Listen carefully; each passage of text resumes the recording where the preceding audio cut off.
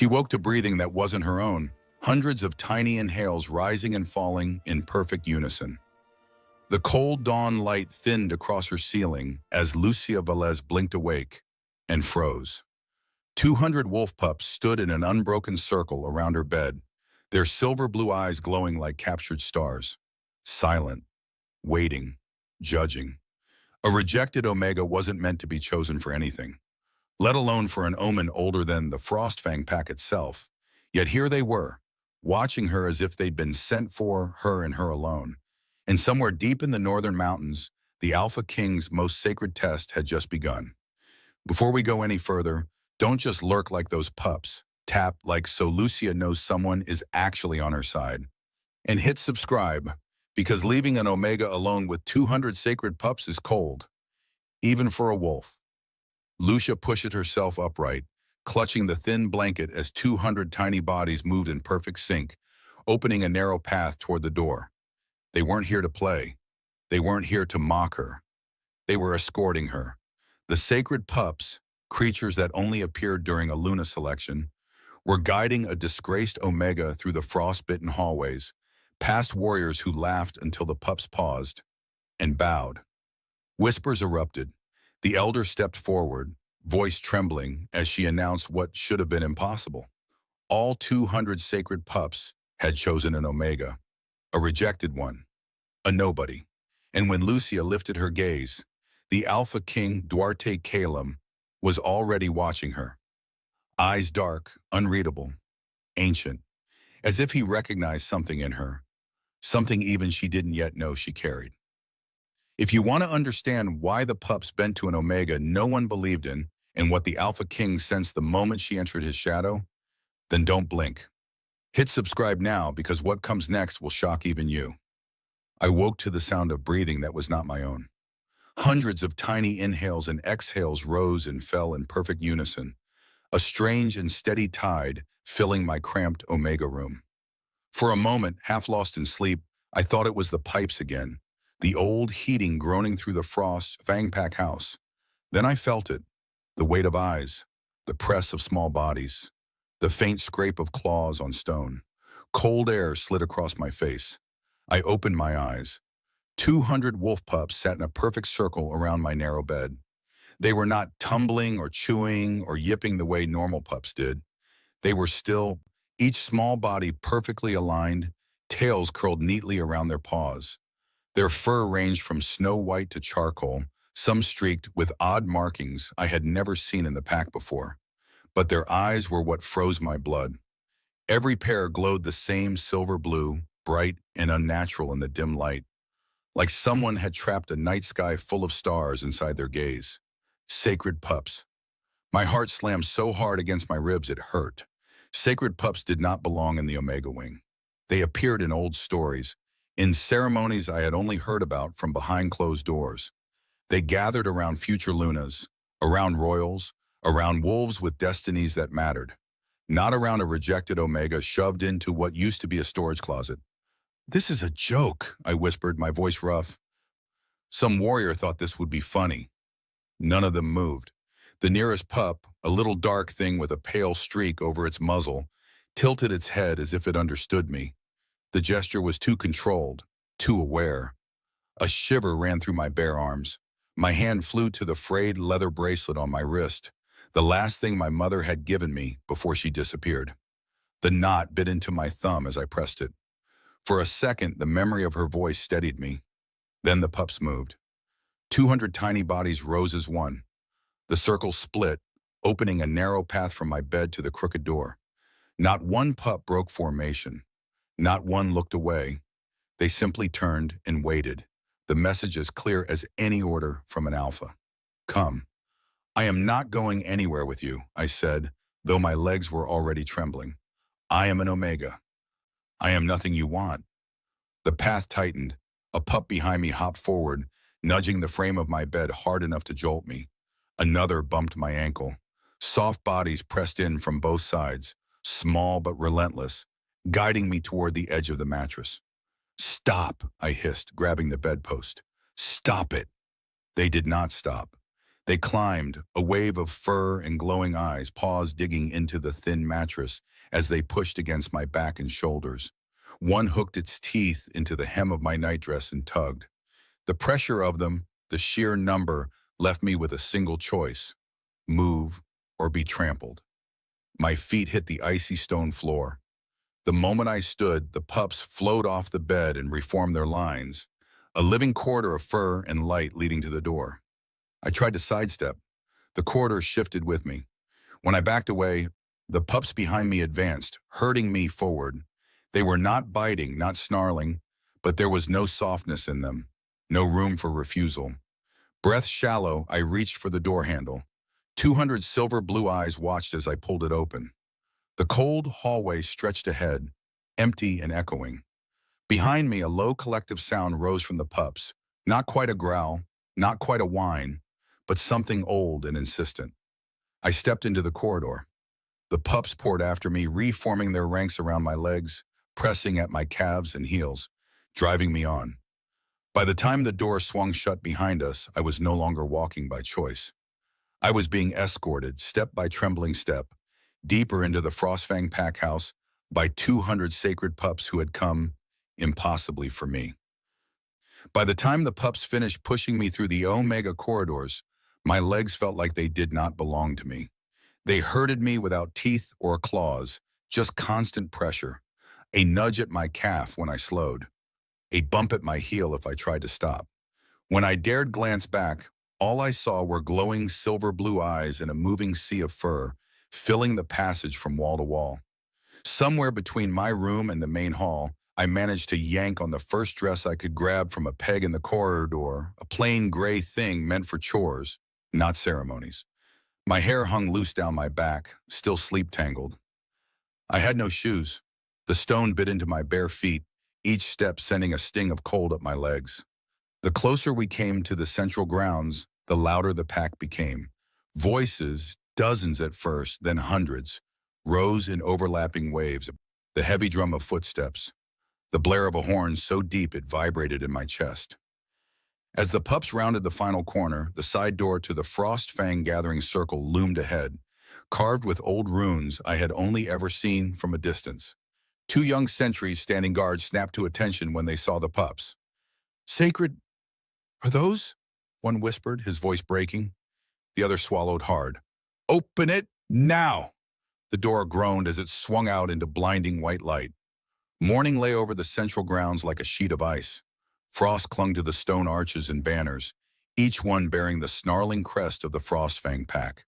Wolves packed the tiered stands in thick winter cloaks, their breaths fogging the air in short bursts.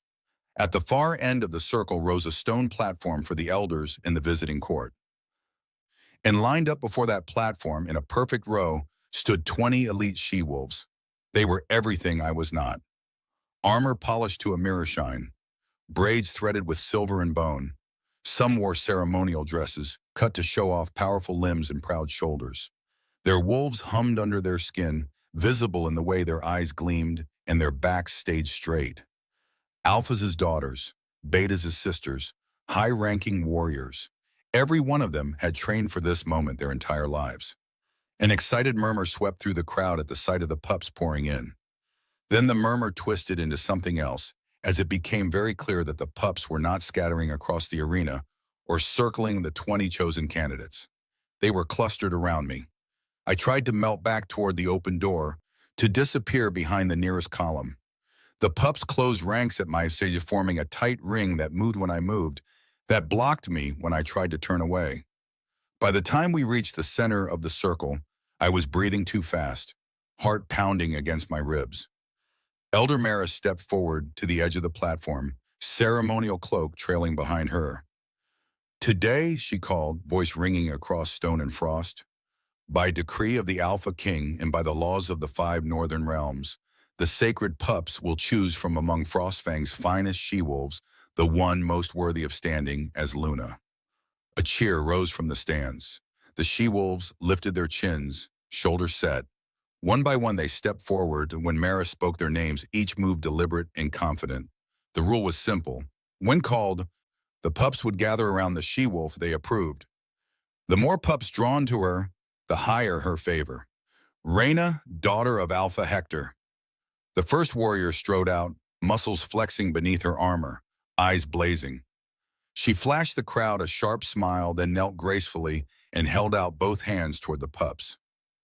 Nothing happened.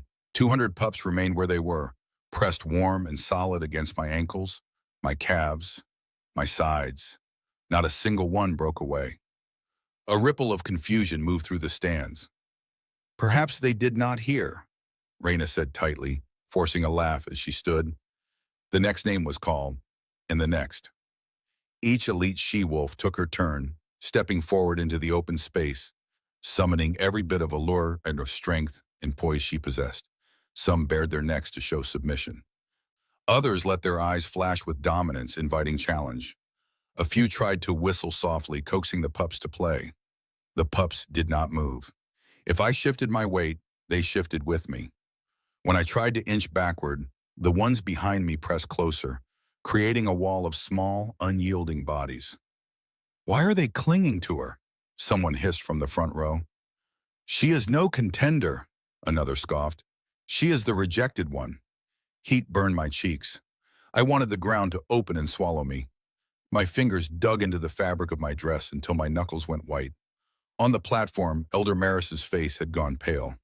"This is irregular," she said, but her voice lacked its usual sharpness. She turned as if seeking confirmation from the shadowed figure seated at the center of the high stone chair. But I could not bring myself to look that far. The air there felt heavier, colder. A sharp collective whine rose suddenly from the pups. The sound cut clean through every murmur and whisper. As one, the entire ring of sacred pups stepped away from me. For a heartbeat, I thought they had finally understood, that they would rush to one of the shining she-wolves and make everything normal again. Instead, they turned to face me. 200 silver blue eyes locked on my face. Then in perfect unison, the pups lowered their heads and bent their front legs, small bodies dropping into a bow at my bare feet. Silence crashed over the circle. And Omega stood in the center of the sacred grounds, wearing a plain gray dress and no shoes, while every single sacred pup in the Frostfang pack knelt to her. No one moved. The sound that filled the Frostfang grounds was not cheering or outrage, but the wild rush of my own heartbeat, pounding in my ears as 200 sacred pups knelt at my feet. Somewhere in the stands, someone dropped something that clattered loudly against stone. The sharp noise snapped me out of the frozen haze just enough to realize I was still standing there barefoot, in a plain gray dress, while 20 elite she-wolves watched with their jaws clenched and eyes wide. "This cannot be right," one of them hissed under her breath. "Get her out of the circle," another snapped. "She is spoiling the rite." Elder Maris pulled herself together first. Her hands shook as she lifted her staff and struck its base against the stone platform. The crack echoed through the silence. "Sacred pups," she called, voice wobbling. "You are summoned to judge the candidates of Frostfang's elite. You must choose." The pups raised their heads in the same heartbeat, silver blue eyes blazing, and Maris choked off mid-sentence.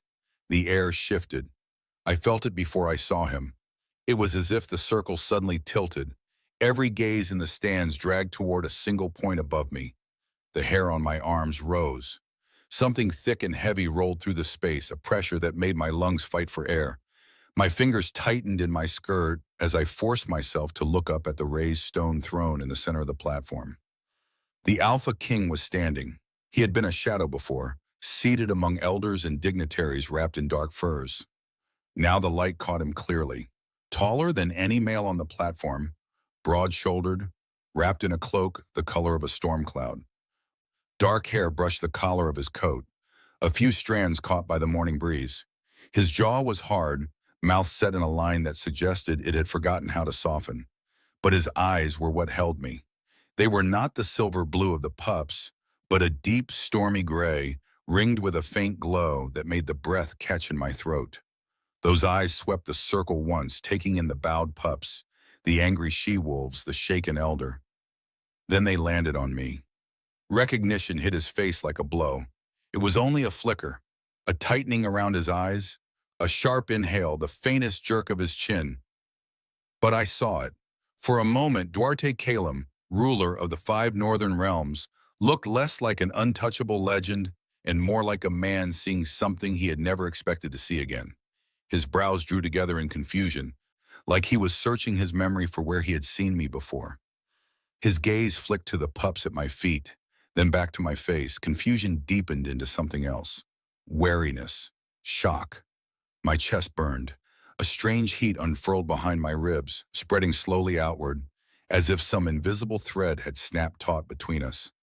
The noise of the crowd blurred and faded.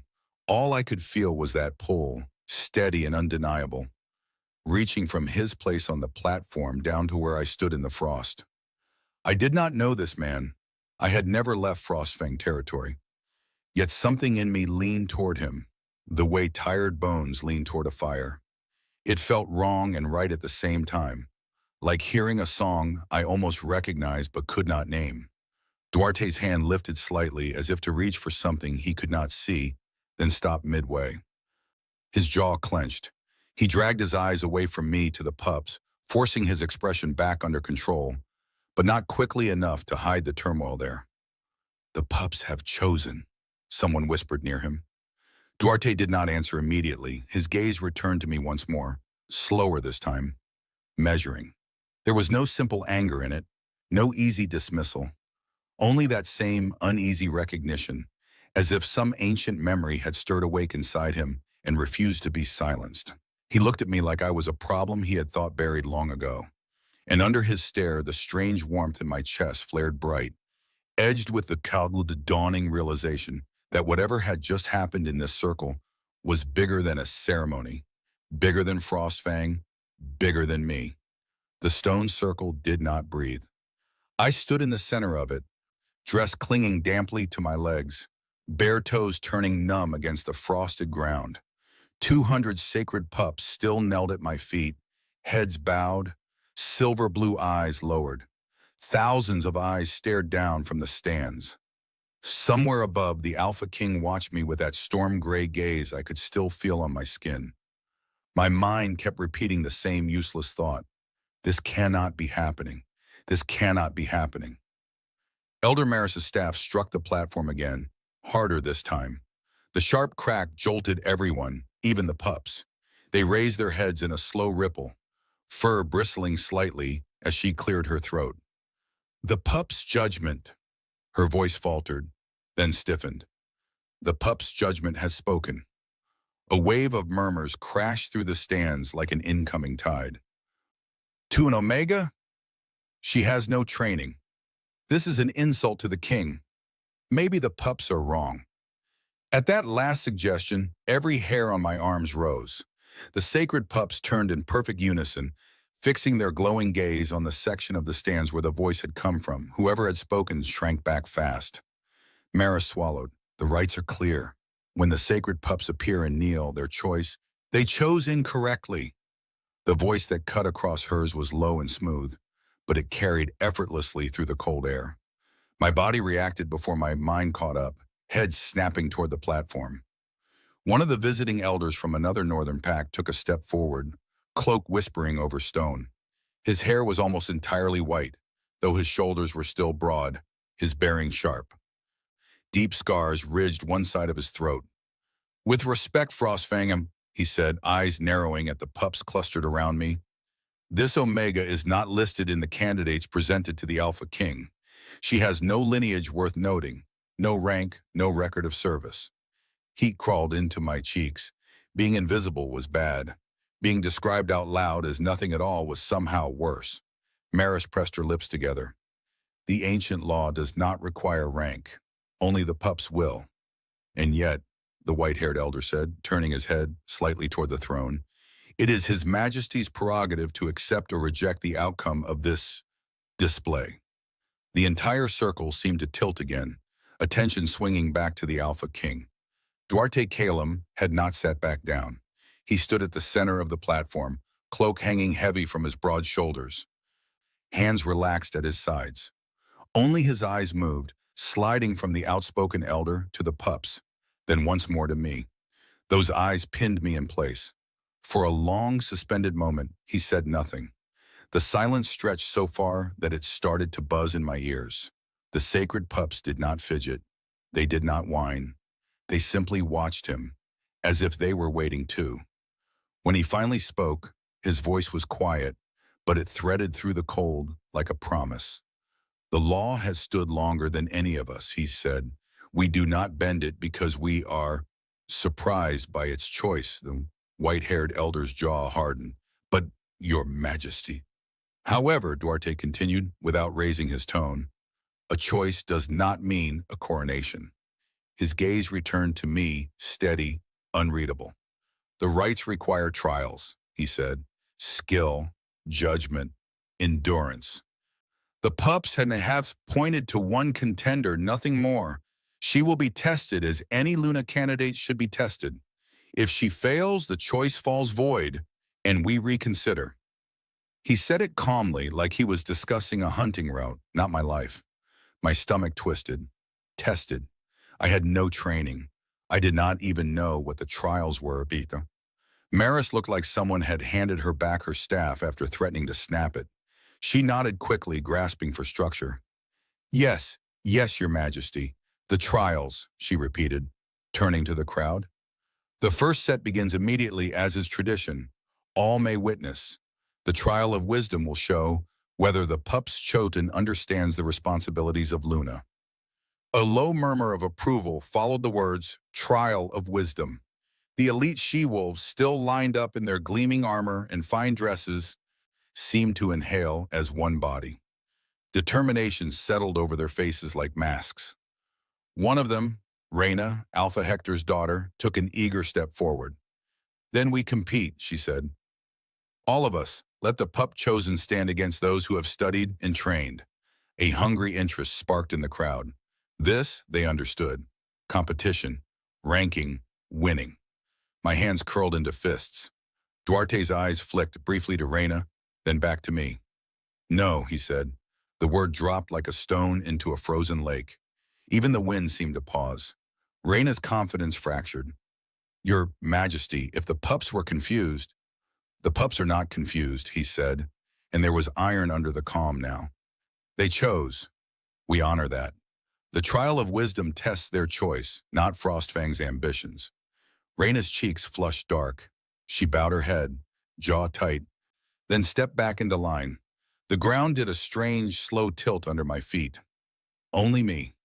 The crowd's mood shifted again, this time tinged with something sharper.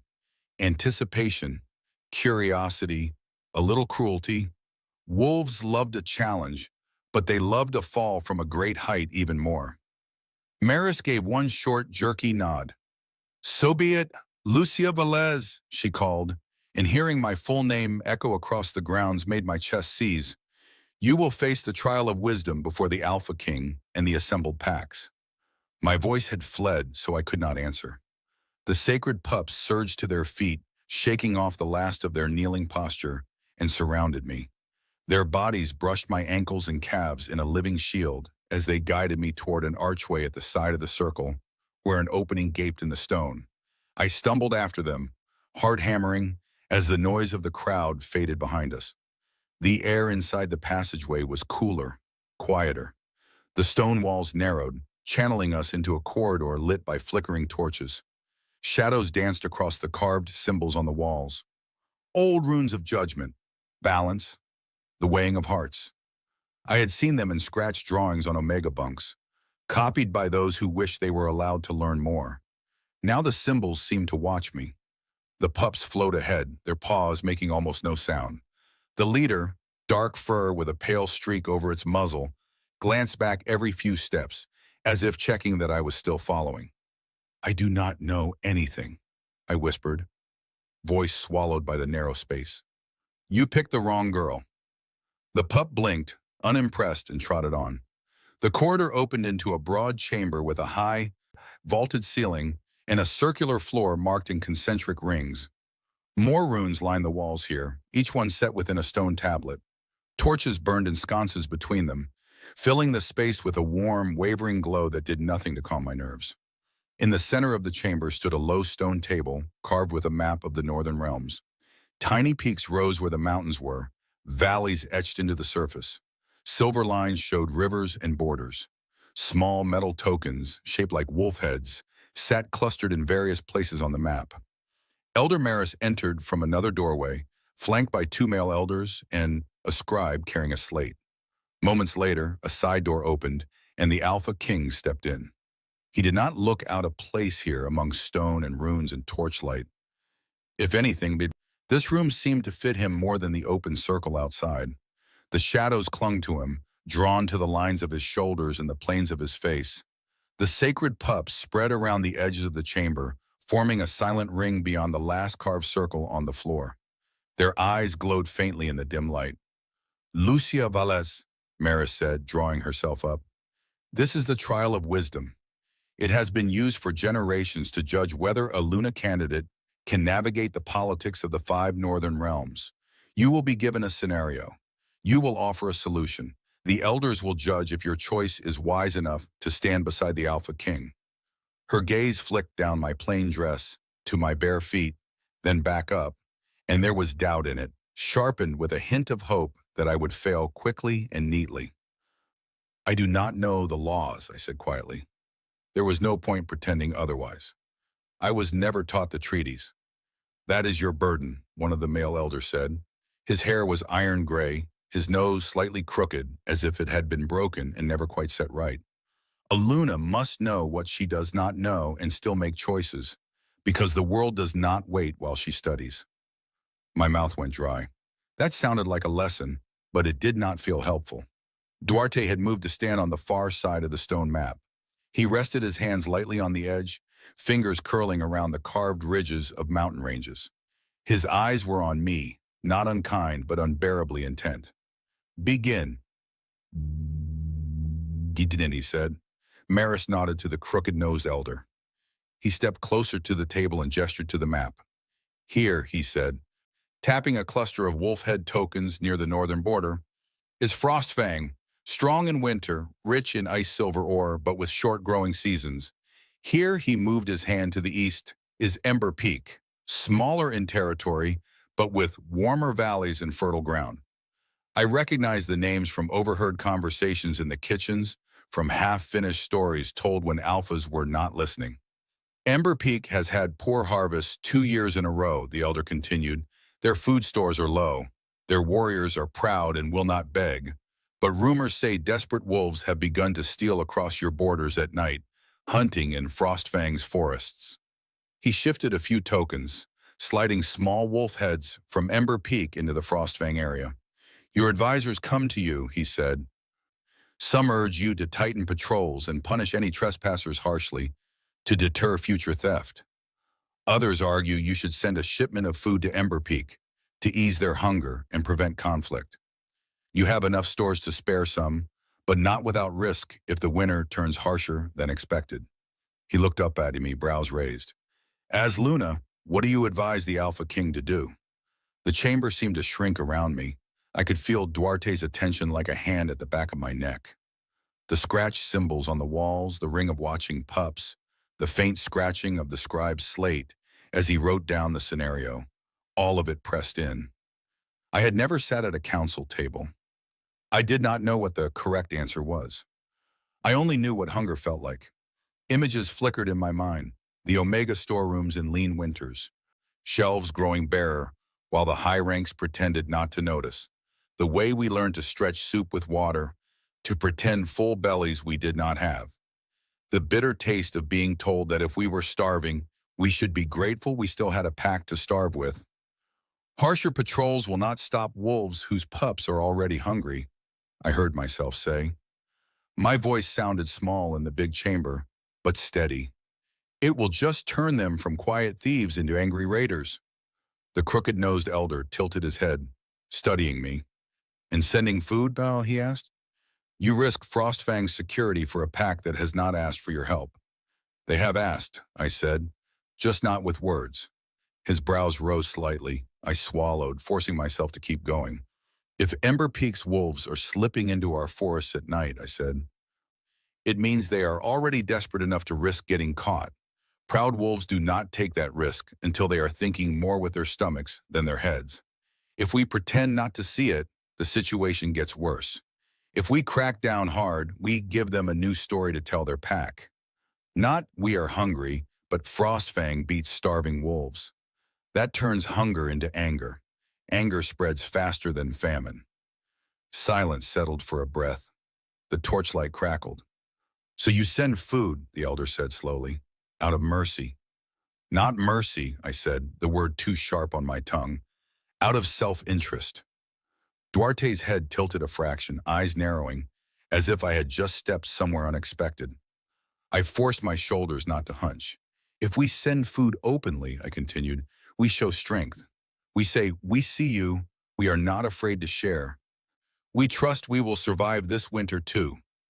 That makes it harder for Ember Peak's leaders to paint Frostfang as an enemy. It gives your warriors fewer reasons to fight and die. But, the elder waited. But we do not send it as a gift they can quietly accept and quietly resent, I said, the pieces starting to arrange themselves in my mind like they did when I sorted supplies in the laundry stores.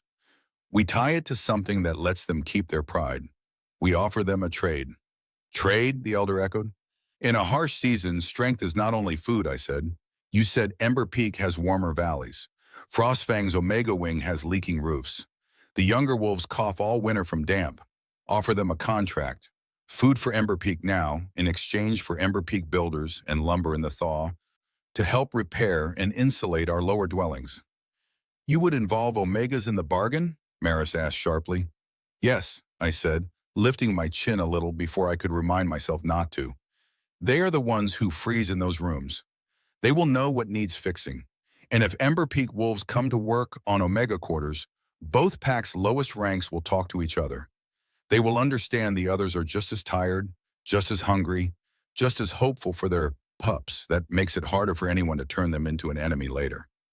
The crooked-nosed elder's gaze had grown thoughtful. The scribe's stylus scratched faster. And the risk to Frostfang's own stores? He asked. Suppose you misjudge the weather. Suppose the winter bites deeper. You sent food away. Your wolves suffer. I thought of half-empty bowls, of the way Omegas learned to eat slowly so their stomachs would not cramp, of the way, some nights, we left more than half the stew to the youngest because they needed it more. If Ember Peak starves, Frostfang suffers anyway, I sighed quietly. Because a starving ally is a dangerous neighbor. Because word spreads that Frostfang watched and did nothing. Cuts corners now and you pay in blood later. I folded my hands together to keep them from shaking. If we share and winter is gentle, I went on, the pack remembers that the king was generous in hard times. They feel safer. They work harder. If we share and winter is cruel, Frostfang still remembers that we did not become monsters to survive. The words surprised me as they left my mouth. I had not known I was going to say them until they were already hanging in the air. The crooked-nosed elder stared at me for a long breath, then another. Finally, he stepped back from the table, lips pressed into something that was not quite a frown, not quite a smile. Interesting, he said. Not precise, not calculated in numbers. He glanced at the scribe's slate. But interesting.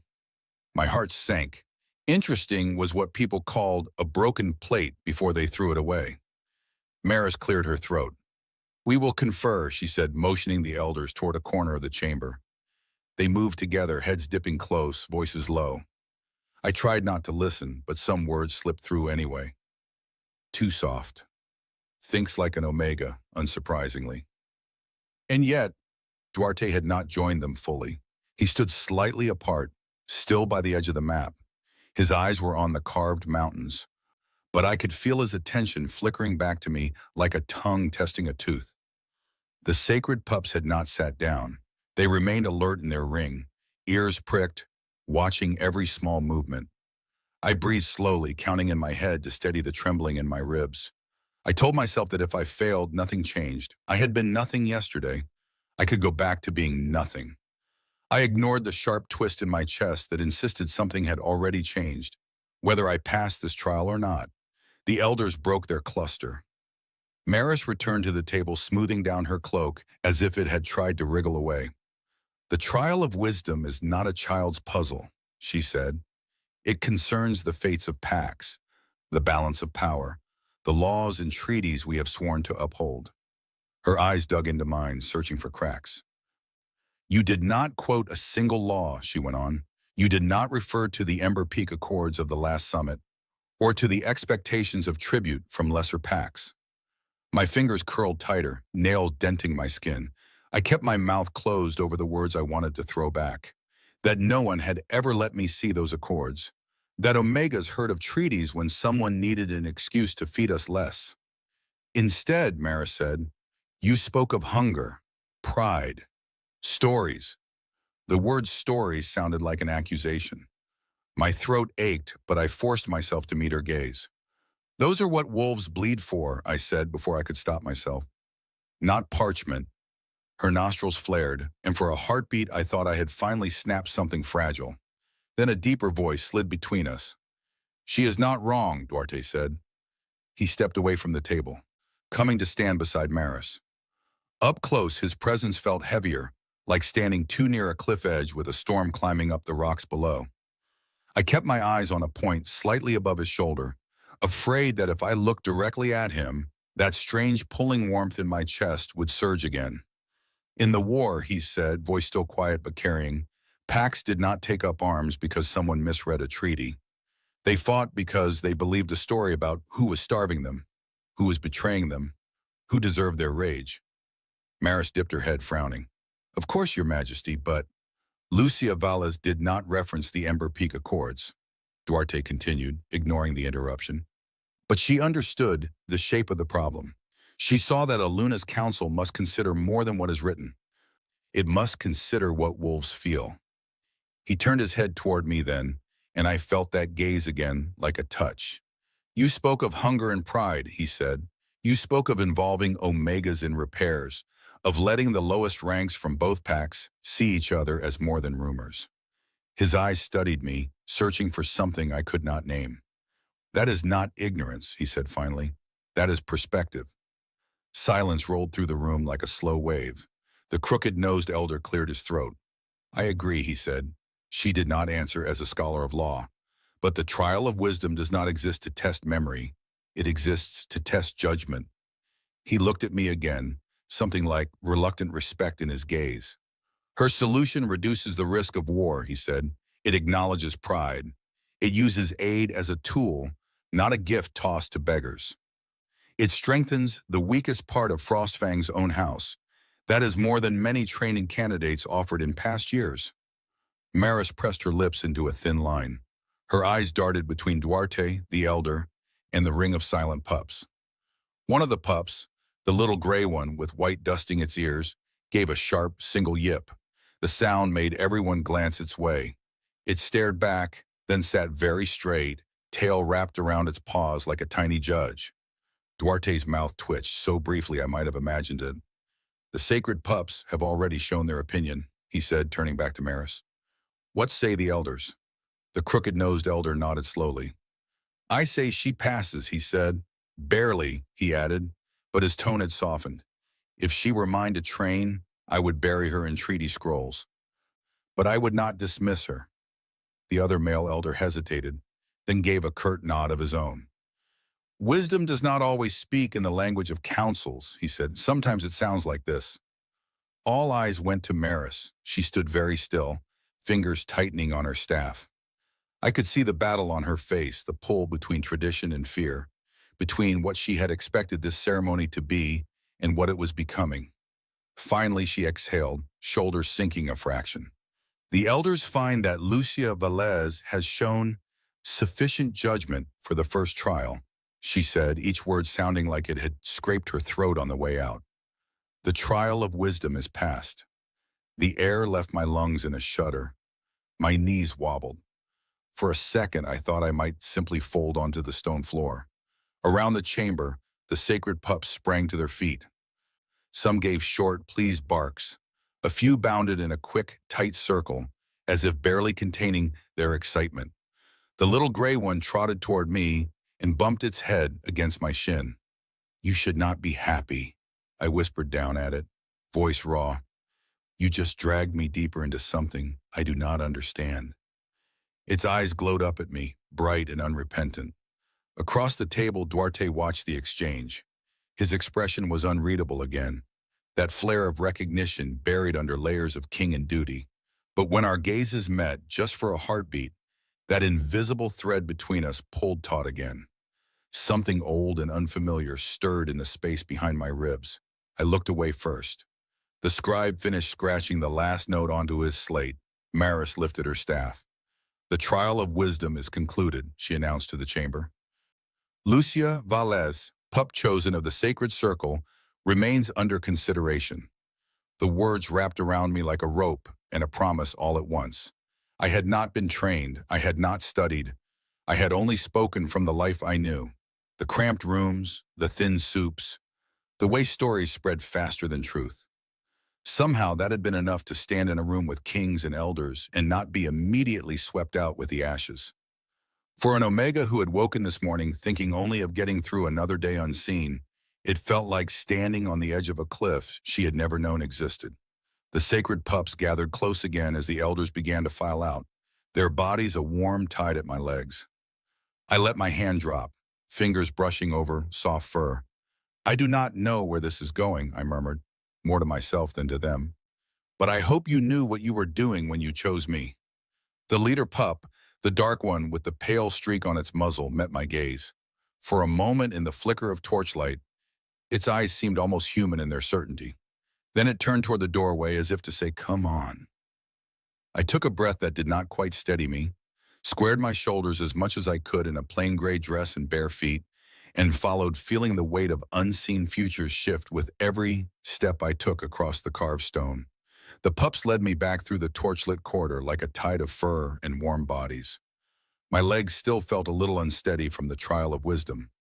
Part of me kept expecting someone to step out of the shadows, say there had been a mistake, send me back to the Omega Wing, and pretend none of this had ever happened. But the runes on the walls were real under my fingertips.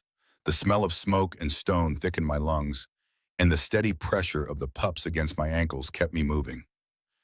At the end of the passageway, new sounds filtered in, the roar of the gathered pack, distant and restless. The air tasted different here, tinged with snow and breath and a kind of sharp anticipation. Whatever came next, it was for everyone to see. We emerged through a wide arch near the base of the main platform. The central grounds were just as I had left them, yet not. The crowd in the stands had shifted, pressing forward against the stone railings, faces tilted down to peer at the opening where I appeared. The 20 elite she-wolves still stood in their line, armor gleaming, expressions carved into careful masks. Some looked at me with open contempt now, others with a sharper, appraising interest they had not bothered with before. Between them and the platform, the circle's center had changed. A thick wooden post had been rolled in and fixed upright into a socket in the stone. Iron shackles dangled from rings at the top, catching the pale light. Beside it, a lower stool sat empty, its legs spread wide like a crouched animal. The sight of them made the back of my neck prickle. Punishment tools, not ceremonial ones. The sacred pups flowed out around me, fanning into their tight formation without needing any orders. Their presence drew another wave of whispers. Again, someone muttered, "Why are they still with her?" "Because the first trial was not enough," another replied. "They will keep watch." Elder Maris had taken her place at the edge of the platform, staff in hand. To her right sat the elder's semicircle. To her left, on the carved stone throne slightly elevated above the rest, sat Duarte Calum. From here I could see him clearly. The wind had picked up and toyed with the dark strands of his hair, lifting them from his forehead. His cloak lay heavy across his shoulders, pinned at his collarbone by a silver clasp shaped like a crescent and a fang. His expression, carved from some cool stone, gave nothing away, but his eyes followed every step I took. "Lucia Valles," Maris called, her voice ringing across the grounds. "Having completed the trial of wisdom, you now face the trial of empathy." The crowd quieted a little. The words shifted something in the air. Wisdom they respected, even if they doubted I had any. Empathy. That word sat uneasily among wolves who believed in strength first. "The Luna is not only a mind beside the Alpha," Maris went on. "She is a heart at the center of the pack. She must feel suffering. She must understand loyalty. She must know when mercy strengthens the pack and when it endangers us all. Her gaze skimmed my face, searching for fear. She did not need to look long to find it. Duarte's eyes flicked briefly to her, as if to say enough. She dipped her head in response and struck her staff once against the stone. "Bring in the accused," she commanded. A side gate in the circle wall creaked open. Two warriors strode through first, heavy boots thudding across the stone. Between them, shackled at the wrists, walked a young she-wolf with tangled dark hair and a split lip. Chains rattled as they tugged her forward. She was not dressed like a warrior. Her clothes were simple, torn at the shoulder where someone had grabbed her too hard. Dried mud splattered her skirts, and there were bruises blooming across her bare arms. A rough rope belt circled her waist, knotted hastily. She tried to walk with her chin high, but every movement betrayed exhaustion. Her shoulders drooped. Her eyes, a muddy brown, flicked from face to face in the crowd and flinched at each expression she found there. Behind her walked another small figure, hands bound, rope looped to the chain that linked the first woman. A boy, maybe 8 or 9 winters old. His hair, a softer version of her dark curls, stuck to his forehead with sweat. He moved carefully, each step deliberate, as if the ground might shift under him without warning. A cough clawed its way up from his chest and forced itself out, sharp and drawing. He doubled over with the effort. One of the warriors yanked the rope to jerk him upright. "On your feet, brat," he growled. The boy stumbled, catching himself just before his knees hit the stone. The young woman at the front twisted around, eyes flashing. "Leave him," she snapped hoarsely. "He is not—" A quick jerk of the chain cut her words off. The warrior nearest her slammed his hand against the back of her neck and shoved her toward the post. "Silence, traitor," he said. The word traitor rolled out across the circle like oil. The rumble of the crowd changed. Wolves straightened, eyes narrowing. Even the elite she-wolves along the line shifted, their attention sharp now. Traitors, everyone understood. Traitors were simple. You punish them. I watched the boy cough again, shoulders shuddering, and my stomach knotted. Maris raised her staff, signaling for quiet. "This is Alara," she announced, voice carrying. "Daughter of the late scout Maylor. Last night she was found attempting to flee Frostfang territory with stolen supplies. Food, blankets, medicinal herbs. She planned to cross our borders without permission, to reach a rogue encampment to the east." A hiss slid through the stands. Rogues, wolves without packs, wolves who refused hierarchies and rules. Wolves alphas used as warnings when pups misbehaved. "The law is clear," Maris said. "No one leaves Frostfang to consort with rogues without the alpha's knowledge and consent. No one steals from our stores while our own pups face winter." Her gaze swept over Alara, sharp and unforgiving. "For this betrayal, Alara is branded a traitor," she continued. "By law, she faces public punishment and exile beyond our borders." She turned slightly, gesturing to the boy, who swayed on his feet. "The boy is her younger brother, Nilo," Maris said. "He was found with her, so we must decide his fate as well. He is young enough that his loyalty might still be molded, or he may already share her treacherous heart." The boy flinched at the word treacherous, like it was a physical blow. He tried to straighten, to look defiant, but his body betrayed him. Another cough tore through him, harsher this time. He pressed his bound hands against his chest, as if he could hold himself together by force alone. Something about that gesture, that stubborn attempt to stay upright despite everything, made my throat tighten. Maris's voice cut through the quiet. "Lucia Velez," she said. "The trial of empathy asks you to advise the Alpha King in this matter. You have seen the crime. You see the accused. What should be done?" My mind stuttered. A trial. This was a trial, not just for them, but for me. I looked from Alara's bruised face to Nilo's fever-bright eyes, to the ropes and chains. My first instinct was ugly. They would have never asked me this if I had not passed the trial of wisdom. They were not giving me a chance. They were handing me a blade and waiting to see whether I would use it or pierce myself with it. I forced myself to inhale, slowly. "May I speak to them?" I asked. The request surprised even me. It rippled outward, drawing startled looks. Maris frowned. This is not a gossip circle, Omega, she snapped. You have heard the facts.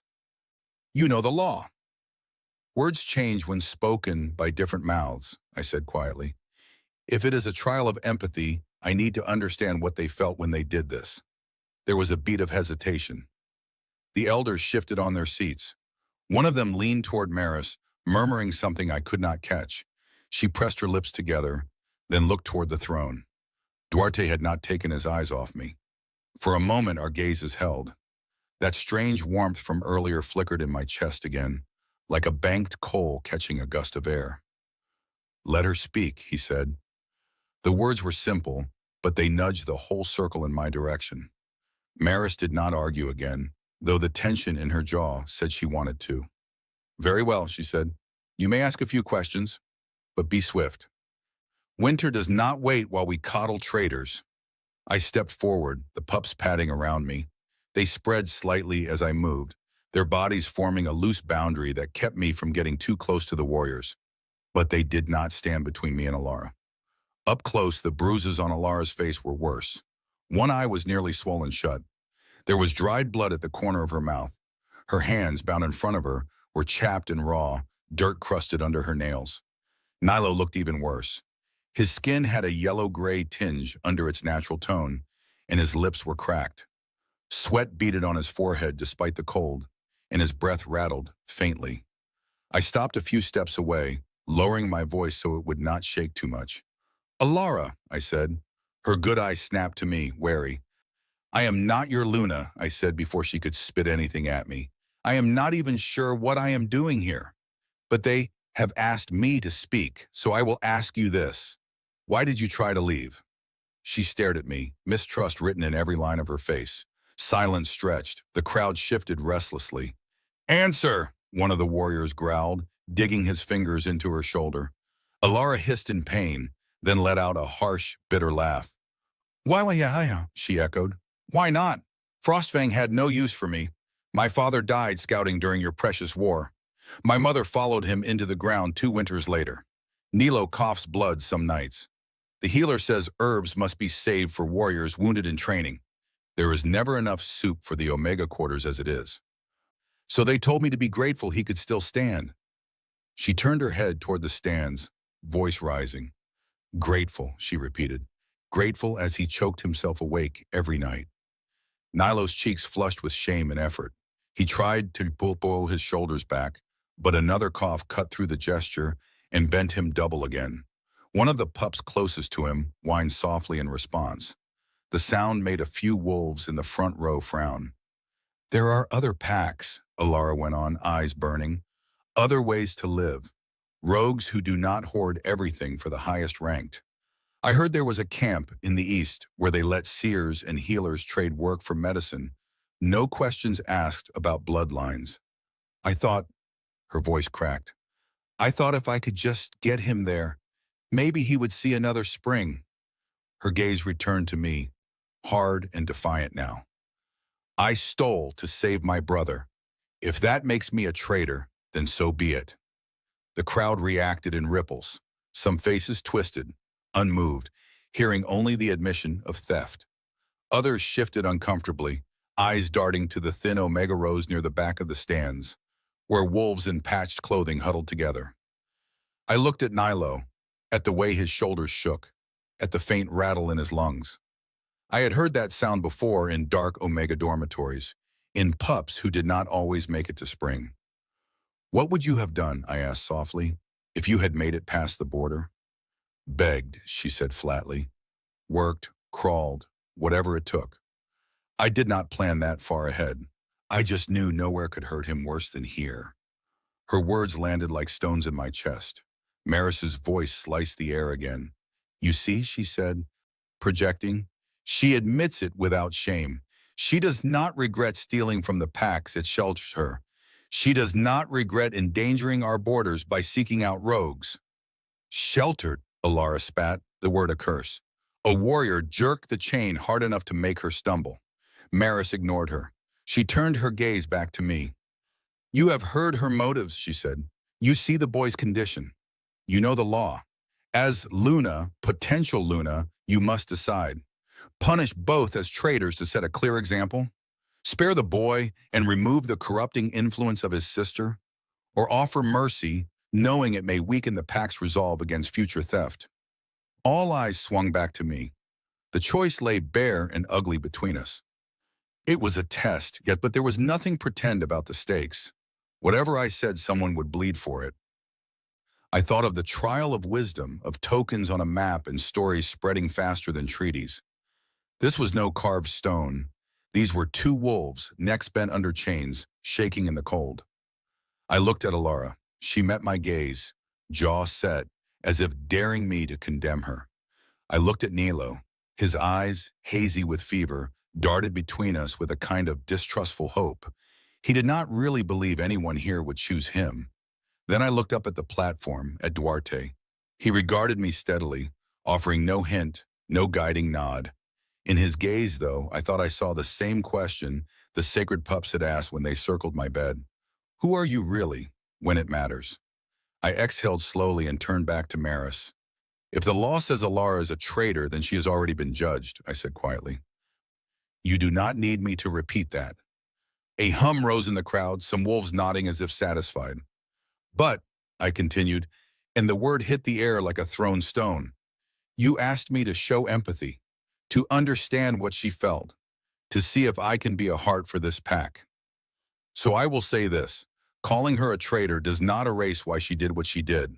It does not erase the boy's coughing lungs. It does not erase the choice Frostfang made when it told them both their suffering was acceptable collateral. Maris's eyes narrowed. Be careful, Omega, she warned. You skirt close to criticizing your own pack. Close, I asked, surprising myself. No, I am criticizing it. Gasps flickered through the stands. The sacred pups, almost as one, edged closer around my legs. There is a difference between a wolf who steals to grow rich, I said, forcing my voice to stay steady, and a wolf who steals because every door inside the pack was shut in her face.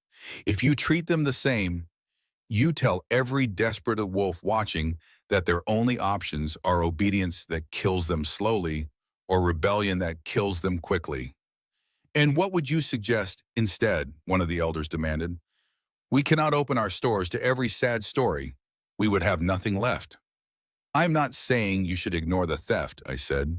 You cannot, but you can choose how you punish and who you punish. I stepped closer to Nilo.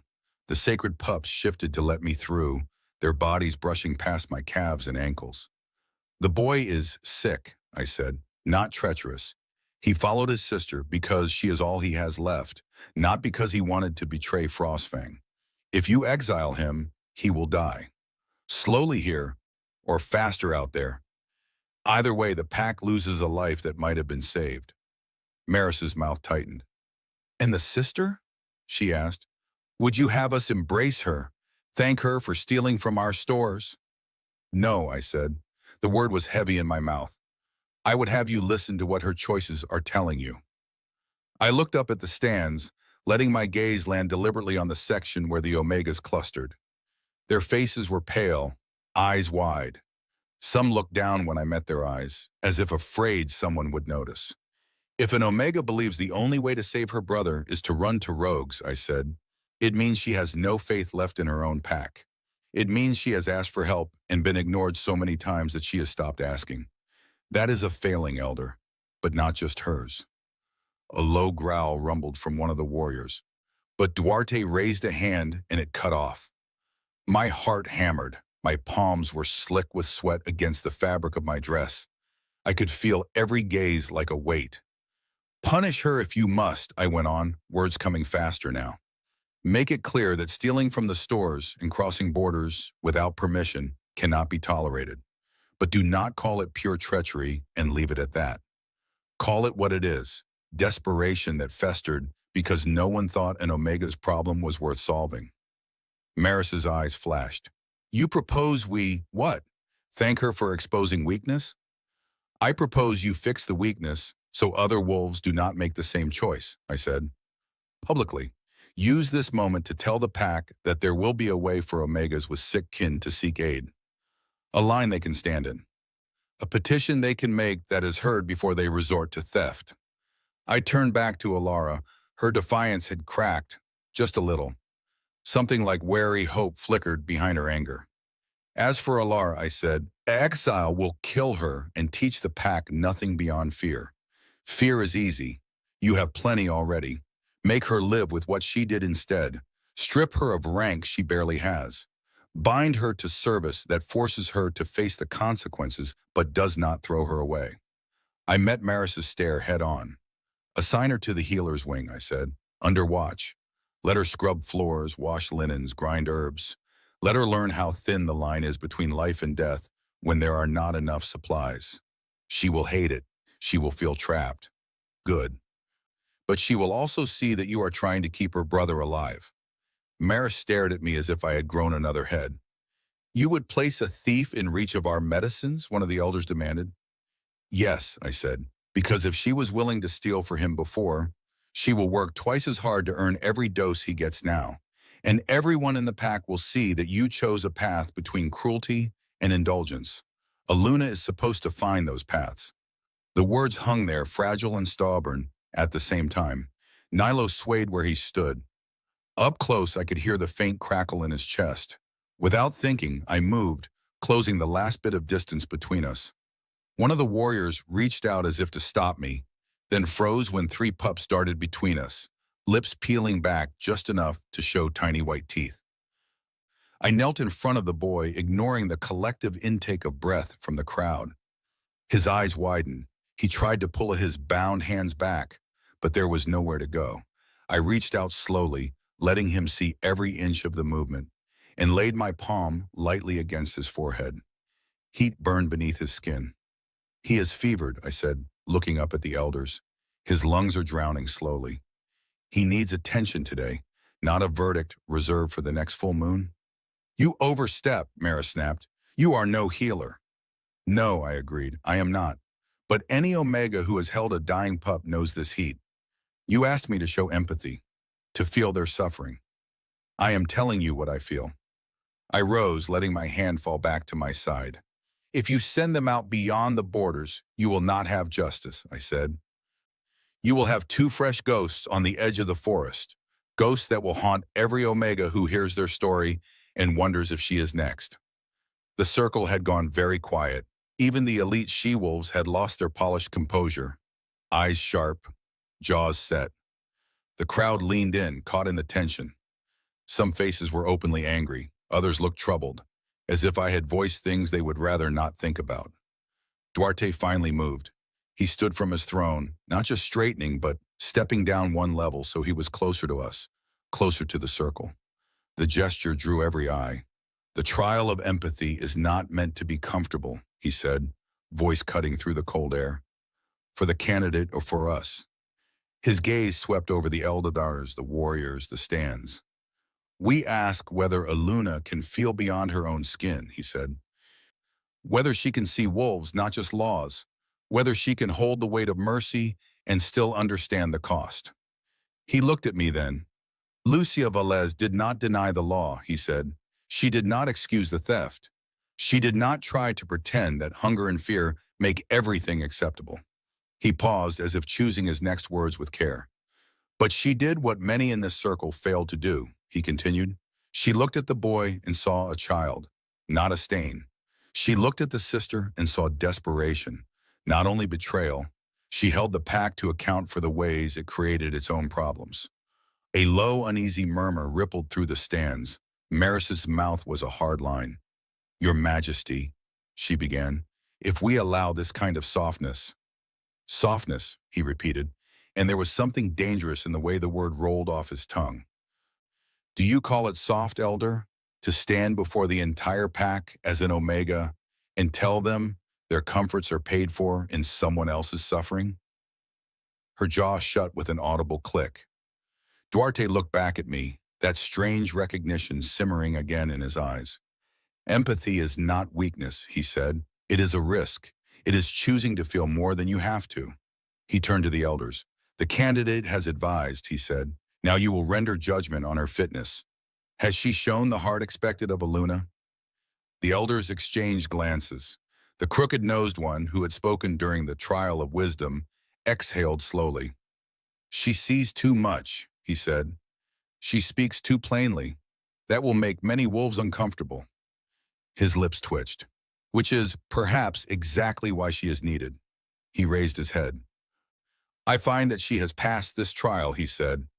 Another elder, older, hair gone almost entirely white, nodded. "She chose a path that punishes, but does not discard," he said. "That protects a pup who cannot choose his blood.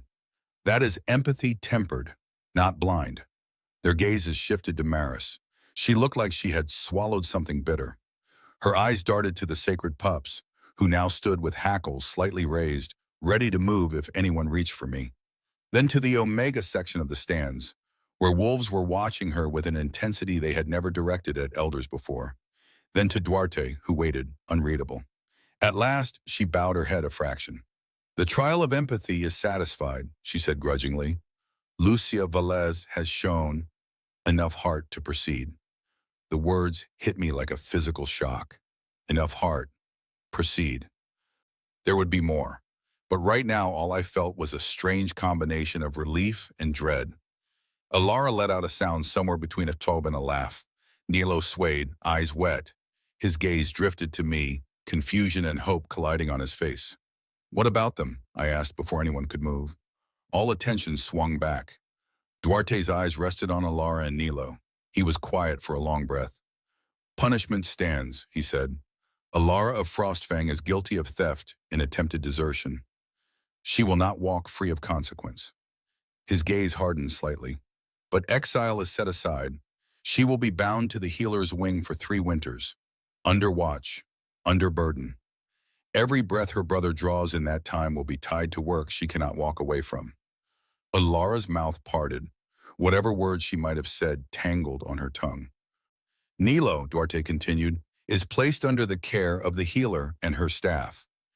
His illness will be treated as resources allow. His loyalty will be judged by his actions, not his sister's mistakes." He looked directly at Alara. "If you truly stole to give him life," he said, his voice dropping into something softer that carried just as far, "then this is your chance to earn it instead." Laura's good eyes shone. She bowed her head, the motion jerky, tears mixing with dried blood. "Thank you," she rasped. It was not clear who she meant. Me, the king, the pups, all of us, none of us.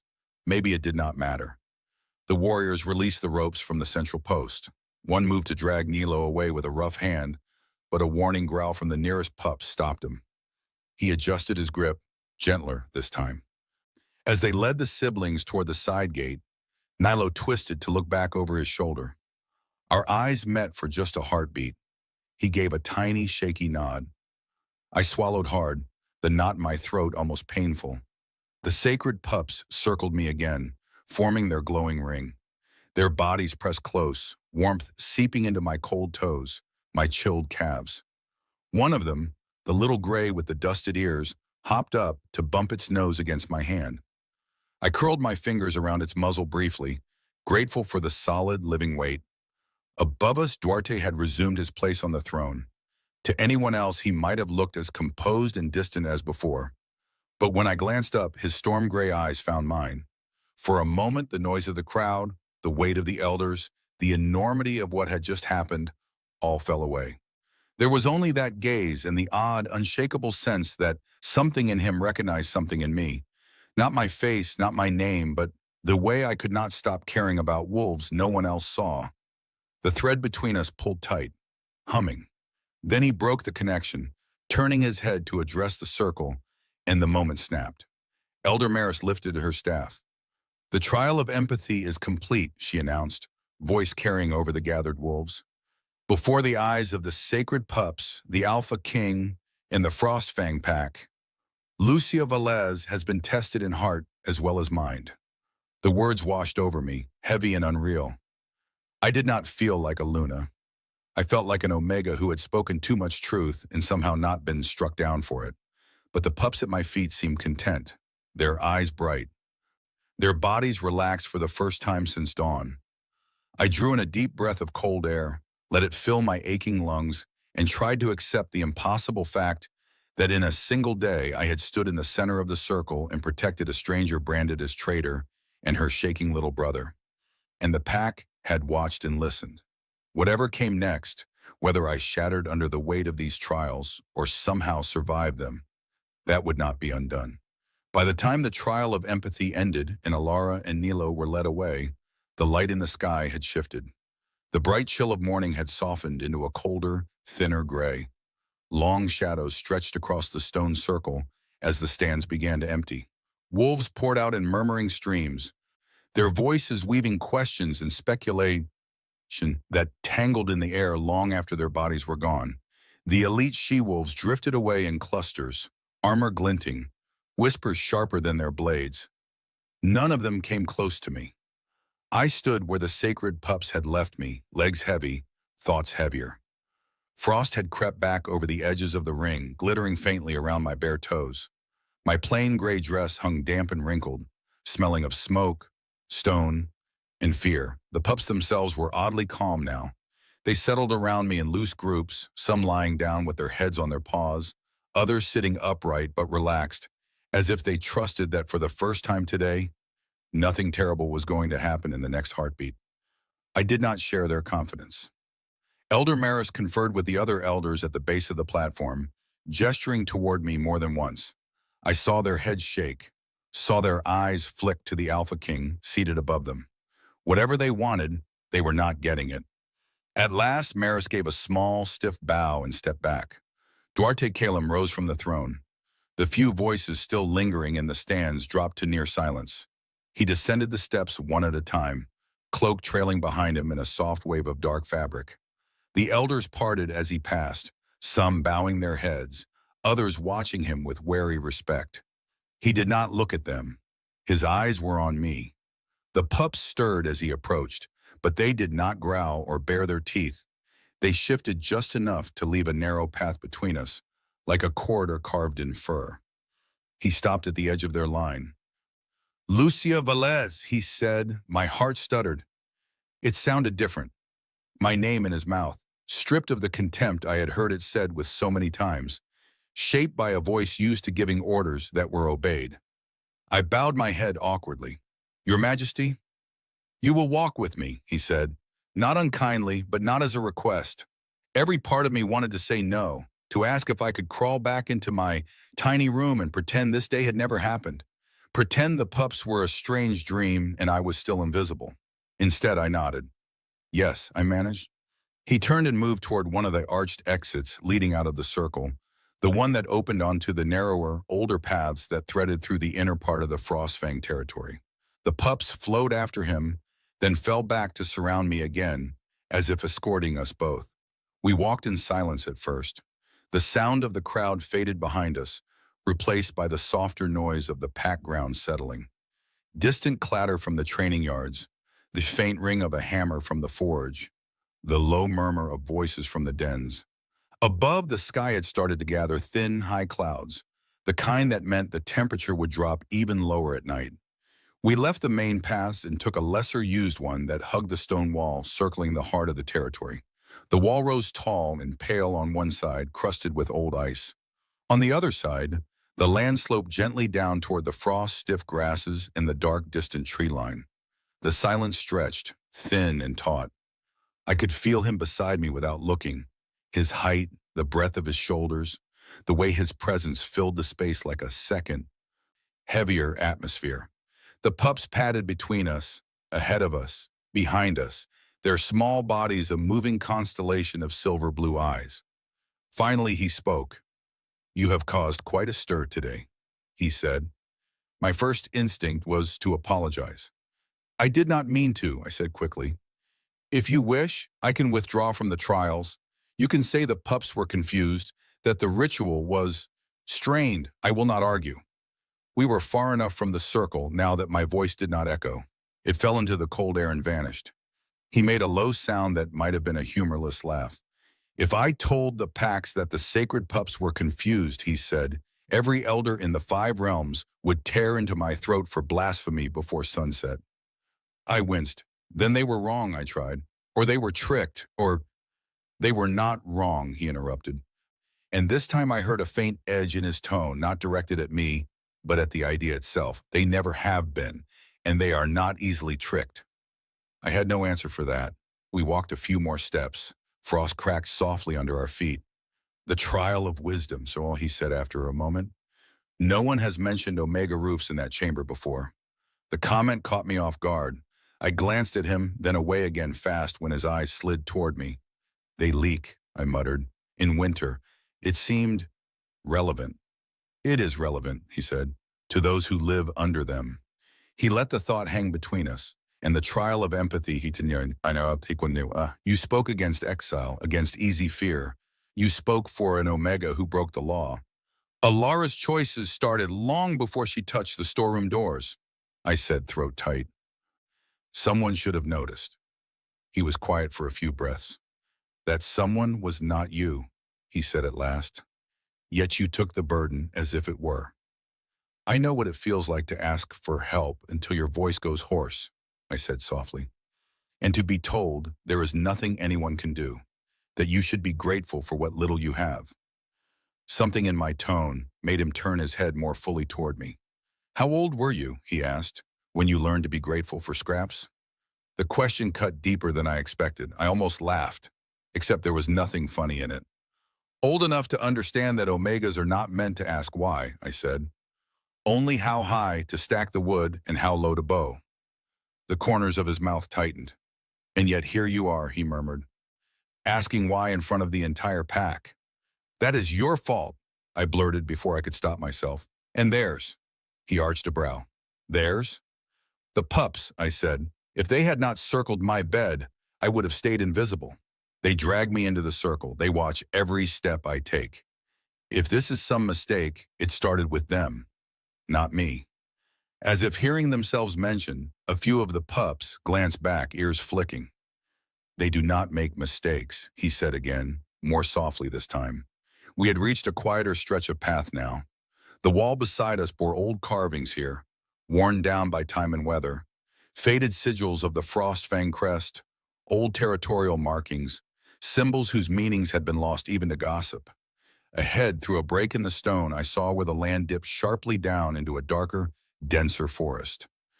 The trees there were taller, their trunks twisted, branches clawing at the sky, even without leaves. I recognized it even before my mind supplied the name.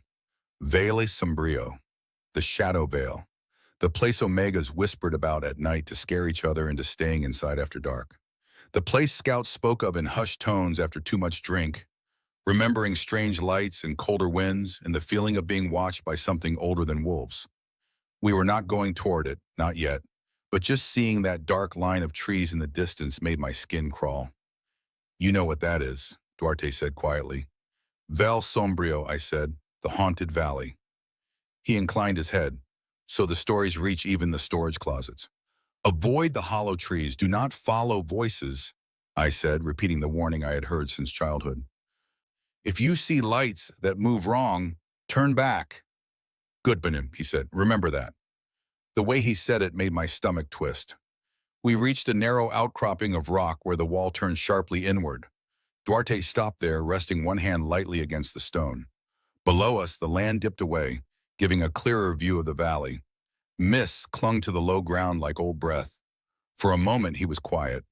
When he spoke again, his voice felt different, less like a king addressing a subject, more like a man remembering something that hurt. Do you know, he asked, how Frostfang came to rule this region? I blinked. History lessons had never reached the Omega Wing. I knew fragments, scattered like bones. There used to be another house, a greater one, long destroyed. A purge, fire, blood on snow. Only that there was a purge, I said slowly, and that the old rulers deserved it. The words came out flat. That was how they had been spoken when I heard them. Rehearsed, repeated, unexamined. He watched my face as if gauging how much I believed that. The Great Purge, he said, that is what they call it now, as if it were a disease that needed cutting out, as if that makes it clean. His gaze slid back toward the valley. Before Frostfang, he said, before the current lines of alphas, there was another house, the Celestial House. They ruled not just this pack, but the surrounding territories. Not through fear alone, though they had their share of that too. Through something older, a bond. I felt the thread of the conversation tighten. With the pups? I asked, voice barely above a whisper. He nodded once. The sacred pups did not appear for just anyone, he said.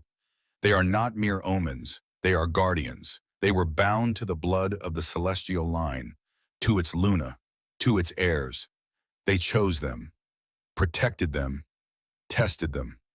My breath hitched. In those days, he went on, when a child of that line was born, the pups would appear within hours. Not always 200, of course. Sometimes only 3. Sometimes a dozen. But they would come. They would circle the cradle. They would look into the child's eyes and decide if that soul was fit to carry the weight of their house. And if the pups did not come, I asked. He looked at me then. Then there was no celestial heir, he said, no matter what the blood said. The pup nearest my foot nudged my ankle gently, as if reminding me it was still there. What happened to them, I asked, even though I knew the broad strokes, the way you know there is a cliff ahead without knowing how far down the drop goes. He was quiet for a few breaths, eyes distant. Power them, he said at last. Fear, the usual things. Other packs grew restless. Some believed the celestial house meddled too much in their affairs. Others lusted after the old magic, the bond with the pups, the favor of the veil. He nodded toward Veil Sombrio. They gathered, he said, allies who called themselves righteous, enemies who called themselves brave. They planned, they plotted. In one long winter night, they struck. His jaw tightened. The air seemed to grow colder around us. They attacked the celestial stronghold, he said, burned it, slaughtered everyone they could find with star marks on their skin, men, women, pups. The sacred pups refused to fight for either side. Some say they howled until the moon itself hid its face. Others say they vanished into the veil and would not answer to anyone for years. I swallowed hard, throat dry. And the celestial house, I asked. Gone, he said. So the stories say. Wiped out. Only ash and ruins left. No one ever found a living heir. He glanced down at my wrist. I suddenly felt very aware of the frayed leather bracelet there, of the way his gaze lingered on it. It was not a celestial insignia, just old leather in an ordinary knot. Still, my pulse quickened. After the purge, he continued, the territory needed leadership. Frostfang's ancestors stepped in. They took the pieces that were left. They made themselves kings instead of stewards. They told stories about why the purge was necessary, and over time, those stories became the truth everyone accepted. And you, I asked, the question slipping out before I could stop it. Do you accept it? He studied me for a long moment.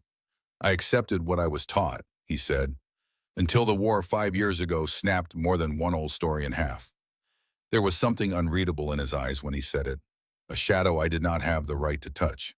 What does any of that have to do with me, I asked, even as something deep in my chest stirred uneasily.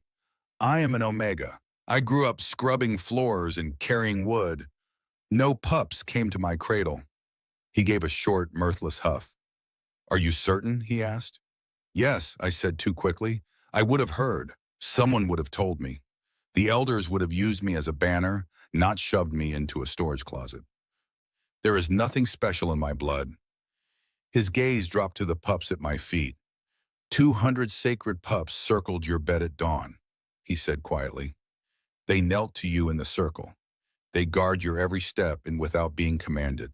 That has not happened, Lucia, not in this lifetime, not in my father's, not in my grandfather's. The world narrowed to the sound of my own breathing and the faint rustle of paws on frost. They made a mistake, I whispered. They do not make mistakes, he repeated, firm. We stood there, caught between past and present, between the crumbling old stories and the sharp new one unfolding under our feet. Finally, he straightened. Tomorrow, he said, the next trial begins. The words sank into me like stones dropped into deep water. Trial, I echoed. After today, there are more. He nodded. The trial of courage, he said. We will not hold it in stone halls or crowded circles. It will take place in Veil Sombrio. My stomach lurched. I looked down toward the valley at the twisted trees and clinging mist. Lone, I asked. No one enters the vale alone, he said quietly, but you will not have warriors at your back. You will have them. He gestured to the pups. They lifted their heads as if understanding. You will walk into the place where the oldest ghosts of this land still remember what was taken from them, he said. If there is any truth to the stories of the celestial house, if any thread of their fate still tangles with ours, you will find it there. A chill far colder than the wind slid down my spine. And if there is nothing, I asked. He looked toward the valley, eyes dark. Then you will walk and return, he said, and I will know that the pup's choice means something different than I thought. He did not say what he thought it meant now. He did not have to. The word air hung unspoken between us. He turned back toward the heart of the pack. Rest, he said. Eat. Try to sleep if you can. Tomorrow, before the sun reaches its highest point, the pups will come for you. He inclined his head, a gesture that felt too close to a bow for a king to give a rejected omega, then walked away, cloak whispering across the frost. The sacred pups pressed in around me, warm and silent. The leader, the dark one with the pale streak down its muzzle, lifted its gaze to mine. In its silver blue eyes, the reflection of the valley looked almost like a mouth waiting to open. I swallowed hard and started back toward the Omega Wing, the weight of old ghosts and new trials heavy on every step. Dawn came slower the next day. Or maybe it only felt that way because I had not slept much. Every time I closed my eyes, I saw the valley, saw the mist writhing between the trees, saw the memory of Duarte's expression when he spoke of the purge. Fear has a way of making hours stretch. When the pups came, they did not wake me with gentle nudges or soft breaths this time. They arrived like a tide pouring under the door, through the thin open window, filling every corner of the tiny room. I was already dressed, boots laced, hair pulled back into a simple braid. The plain gray dress had been traded for something sturdier, thicker fabric patched at the elbows, hem falling to my knees instead of my ankles. Someone had left it hanging on the inside of my door sometime during the short hours of night. No insignia this time, no shimmering thread, just a garment that would not rip the first time a branch grabbed it. The leader pup hopped up onto the end of the bed and stared at me. I suppose if I refuse, I said, you will simply drag me. Its ears flicked. It did not disagree. I exhaled, a gusty breath that did little to loosen the knot in my chest. All right, I said, let us go meet the ghosts. The pups led me through the corridors, through half-empty morning paths where wolves paused to stare, through a side gate I had never been allowed near before. The air outside the main walls bit harder, sharper, unfiltered by the warmth of packed bodies and smoke. We followed a narrow trail along the outer edge of the territory, snow-crusted grass crunching under my boots. The main pack grounds faded behind us, swallowed by the curve of the land. Ahead, the ground sloped down toward the darker line of trees. Vale Sombrio. Even its name felt like a draft under the skin. No cheering crowds waited at the valley's edge. No elders. No throne. Only Duarte, standing beside a weathered stone marker, etched with runes I could not read. He wore no cloak today, only a dark coat strapped at the chest, thick enough to keep out the wind. His hair was pulled back from his face, exposing the lines at the corners of his eyes, the faint scar along his jaw. He looked more like a warrior than a king. The council wanted warriors to accompany you, he said as we approached. Let me guess, I said. You refused. He inclined his head. The trial of courage is not meant to test how many swords you can stand behind, he said. It is meant to test how you stand when there is no one to swing them for you. I eyed the valley. The mist curled and shifted between the trees, thicker near the ground, thinning as it climbed. The trunks were pale, bark peeling in long curling strips that reminded me of old shed skins. And what if I do not stand at all, I asked, trying to sound lighter than I felt. What if I fall flat on my face at the border and refuse to move? Then we will know the answer to the question the trial asks, he said evenly. I made a face. That is a very kingly way to say you would fail me. He did not smile, but something in his gaze softened. I cannot walk with you, he said. The veil chooses who it will tolerate. Too many alphas have tried to bend it to their will. It remembers. Places remember? I asked. He looked past me toward the mist. This one does, he said. He reached into his coat and drew out a small object, closing his fist around it for a moment before holding it out to me. I hesitated, then extended my hand. He dropped the object into my palm. It was a simple thing at first glance. A small, flat stone, no bigger than a coin, drilled through the center so a leather cord could pass. The stone itself was dark, almost black, but when I turned it, faint threads of silver glimmered through it, like veins. "What is this?" I asked. "Old rock from the heart of the Vale," he said, "worn smooth by time. My father gave it to me when I first walked in. His father gave it to him. It will not protect you. But it may remind the Vale that you come with my sanction, not as an invader." "That does not sound as comforting as you think it does," I muttered. Still, I looped the cord over my head. The stone rested just above my heart, cold against my skin. "Walk where the pups lead," he said. "If you hear your name in a voice you recognize, do not answer unless you can see who speaks. If you see light that does not cast shadows, look away. If you feel something tug at your feet like deep water, move." This is a lot of "if you do not want to do not do this for a trial you are insisting I take," I said. He did not argue. "The veil will show you things," he said quietly. "Old echoes, new fears. It will test whether you run from them or through them. Somewhere in there lies something that belongs to it. If you can find it and carry it out, the trial is satisfied." "Something that belongs to it," I repeated. "You mean you do not even know what I am looking for?" His eyes met mine. "If I told you that he said, "But it would not be courage. It would be an errand." The pups had gathered at the edge of the tree line, paws on the first roots, waiting. Their eyes glowed brighter here as if the veil had turned up some hidden flame inside them. I swallowed hard, fingers closing once more around the stone at my chest. "All right," I said, "I will walk where they lead." He stepped aside, giving me a clear path forward. "Lucia," he said. I looked back. "If the veil shows you something that hurts," he said, his voice softer than the wind, "remember that it is a shadow, not the thing itself. You have already survived the real wounds once." The words lodged under my ribs. "Easy for you to say," I murmured. He held my gaze for one long, steady heartbeat. "No," he said, "it is not." Then he nodded to the pups. They surged forward, spilling between the trees. The moment my boots crossed the invisible line between open ground and veil, the temperature dropped. It was not just cold. The air itself felt thicker, heavier, as if I had stepped underwater. Sound changed too. The distant noises of the pack grounds vanished. The whisper of wind through branches took on a different tone, lower and more resonant, like a voice humming a note too low to hear but not too low to feel. The light dimmed, though the sky above remained the same dull gray. Shadows stretched longer here than they had any right to. The mist clung in patches, curling around my ankles, then releasing.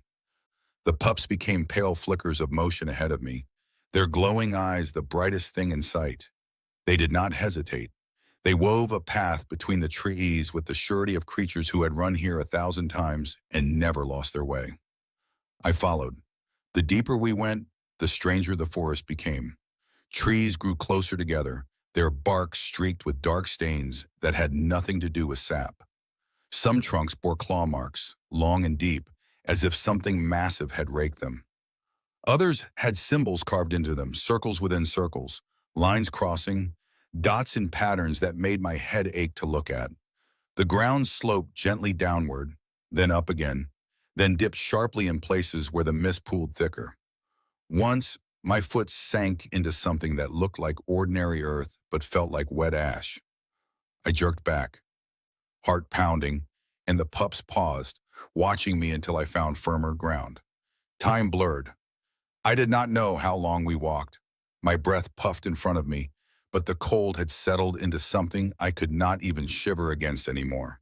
My fingers, wrapped around the stone at my chest, had gone numb. Then we reached the clearing. It opened without warning, the trees pulling back to reveal a circle of bare earth. No grass grew here. No roots broke the surface. The soil was the color of old bruises, dark and mottled. In the center of the clearing, a ring of stones stood like the stumps of ancient teeth. Between them, the air shimmered faintly, as if heat rose from a fire that was not there. The pups stopped at the edge of the ring. Their ears flattened. None of them crossed into the center. My steps slowed. The air above the bare earth shifted. Shapes coalesced. At first, they were only smudges, darker than the mist. Then slowly they sharpened. One by one, wolves took form, not in flesh and fur, but in light and shadow. Their bodies were translucent, the trees behind them faintly visible through their flanks. Their eyes glowed with the same silver-blue light as the pups, but deeper, older, threaded with something that felt like starlight dragged through water. Spectral wolves. Stories said they hunted the nightmares of pups and punished those who lied under oath. Stories said they were what was left of the celestial house's greatest protectors, bound to the veil when their bodies fell. They stepped forward, paws making no sound. My heart slammed against my ribs so hard it hurt. Every instinct in me screamed to run, to back away, to bow my head, to avoid eye contact. Omegas did not stand at the center of anything. They kept to the edges, but the pups had stopped behind me. When I glanced back, they had formed a loose semicircle, hemming me in. They were not moving. This is the trial, I reminded myself. Courage, not the absence of fear. The choice to keep your feet pointed forward anyway. I forced myself to take another step toward the ring. One of the spectral wolves separated from the others. It was larger than the rest, its form more defined. Its fur, if it could be called fur, was not one solid color, but a shifting blend of silver and smoke, shot through with faint, moving lights, like stars flickering in a night sky. A crescent of brighter light marked its chest. It stopped just inside the circle of stones and looked at me. Everything else in the world narrowed to that gaze. For a heartbeat, there was nothing. No sound, no air, no thought. Just the sense of something vast and old, turning its full attention on a single small body. Then very softly, in a voice that was not spoken aloud but bloomed inside my mind like a memory, I heard words. Filha estelar, starborn daughter. My breath caught. I think you have the wrong girl, I whispered, though my lips did not feel like they were moving. The wolf's eyes did not blink. The voice came again. At last you return. Heat rushed up under my skin, not the warmth of fire, but the shock of recognition in a place that had always felt empty. I have never been here before, I said, and my voice shook now. I am Lucia Velez, Omega, rejected. I have no wolf, no star, no... The spectral wolf stepped forward. It did not snarl. It did not lower its head to threaten. Instead, it approached me the way a pup approaches a hand it has known since birth. When it reached the edge of the bare earth, it stopped again. Then it bowed, its front legs bent, its head dipped low, muzzle brushing the dark soil. Behind it, one by one, the other spectral wolves followed.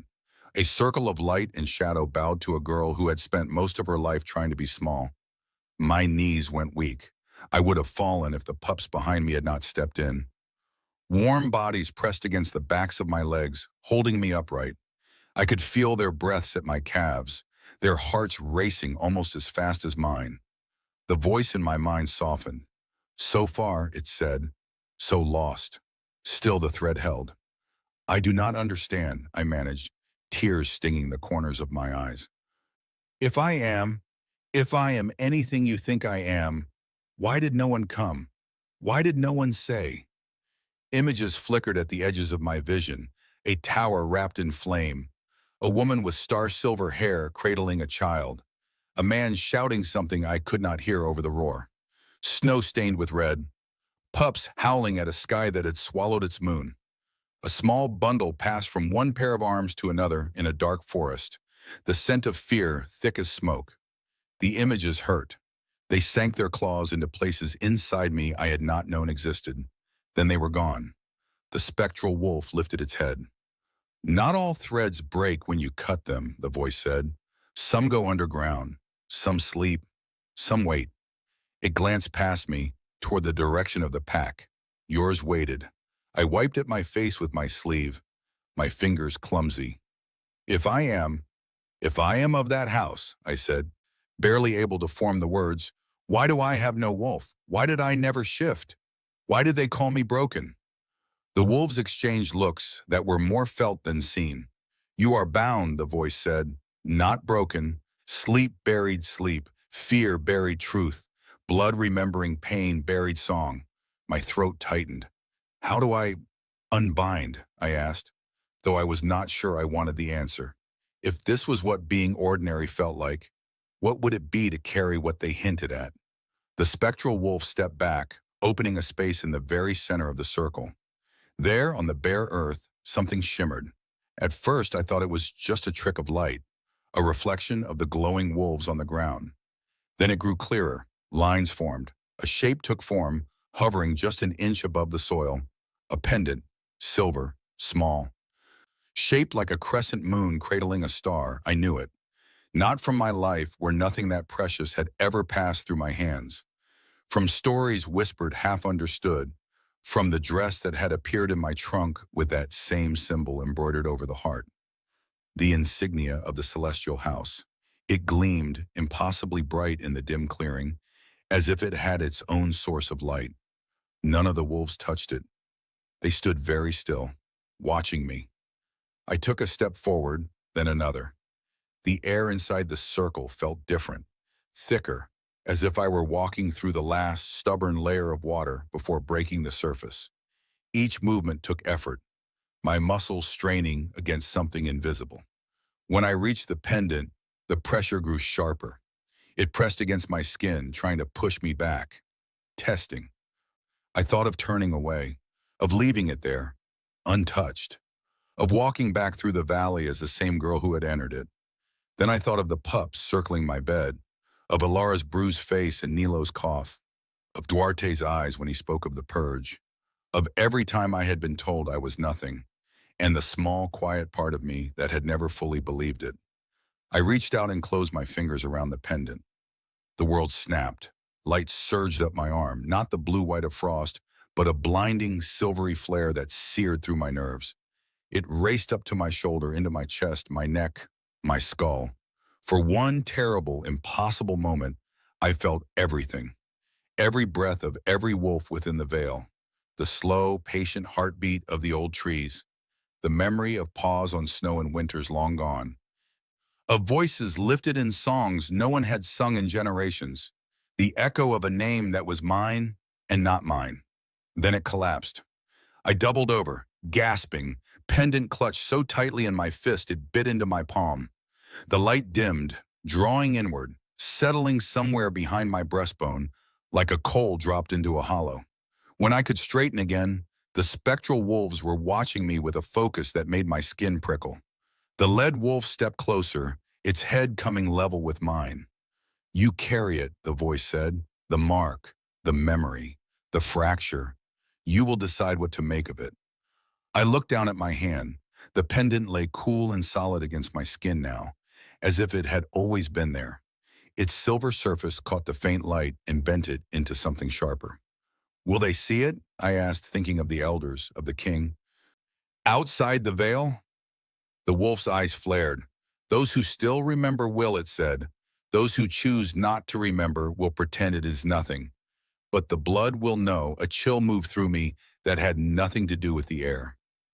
What do you want from me? I whispered. The answer came like a wind through tall grass. To live, Filha Estelar, it said. To choose differently. To remember that a house is not only stone and crest, it is the way it holds those under its shadow. My vision blurred. I nodded, not trusting my voice. The spectral wolves bowed one last time. Then slowly they began to dissolve. Their forms thinned, streaks of light unraveling into the air. In moments, the clearing held nothing but me, the bare earth, the ring of stones, and the silent pups. The pendant lay heavy at my throat. The leader pup barked once, sharply. The sound jolted me back into my body. It trotted toward the edge of the clearing, pausing to glance back at me. Time to go. My legs felt unsteady, but they held. I followed the pups back through the trees.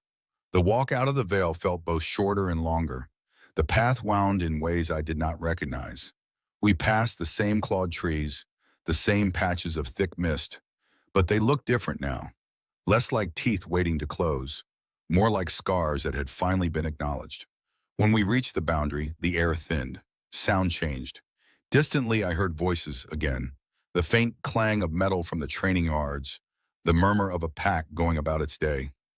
I stepped out of the shadow of the last twisted tree. The cold, ordinary light of Frostfang hit my face. Duarte stood where I had left him at the stone marker. His body was tense in a way I recognized now from the elders whenever they waited for a verdict. When he saw me, some of that tension eased. "You returned," he said. "I did," I answered. His gaze swept over me quickly, searching for wounds, fractures. Finding none, his eyes dropped to my chest. The pendant lay against the sternum of my dress, catching the light. For a moment, his expression stripped bare. Shock, recognition, something like grief. He stepped forward without seeming to realize it, as if some invisible force had tugged him closer. "Where did you get that?" he asked, voice rougher than before. "In the Vale," I said. "In a clearing. It was—" I swallowed. "It was waiting." He reached out, then stopped, hand hovering a breath away from the pendant. "May I?" he asked. The small courtesy from a king to an Omega who might not be an Omega anymore almost undid me. I nodded. His fingers brushed the silver. A faint crackle of energy leaped between the metal and his skin. He flinched, eyes widening, then grabbed it, holding it up to see more clearly. The crescent moon cradling a star gleamed in the weak daylight. "I have seen drawings," he murmured, "carvings, old banners in ruins, but never—" His voice trailed off. He looked up at me, something like awe and dread warring in his gaze. "It answered you," and he said, "the veil answered you." I thought of the spectral wolves bowing, of the voice calling me Filha Estelar. "Yes," I said. He let the pendant fall back against my chest. His hand lingered a moment longer, not quite touching me, then dropped. "The elders will want to see this," he said, mask sliding back into place. "The pack will need to hear what happened." My stomach twisted. "I do not know if I can explain it," I admitted. "Not in words they will accept." It felt like standing in the middle of other people's memories while they poured themselves through me. "That is the most accurate description of the veil I have ever heard," he said quietly. We stood there for a few breaths, the space between us buzzing with things unsaid. Then he straightened fully. "The trial of courage is complete," he said. "You walked into the veil and returned. You faced what waited there. Whether the elders like it or not, they will have to accept that." He turned back toward the pack grounds. "Come," he said. "It is time to show them what the past left in your hands." The circle was full again. Word had spread faster than any messenger. Wolves packed the stands, crushed thick now, bodies pressed shoulder to shoulder. The murmurs were louder this time, the air charged with a different kind of anticipation. They knew I had walked into Valley Sombrio.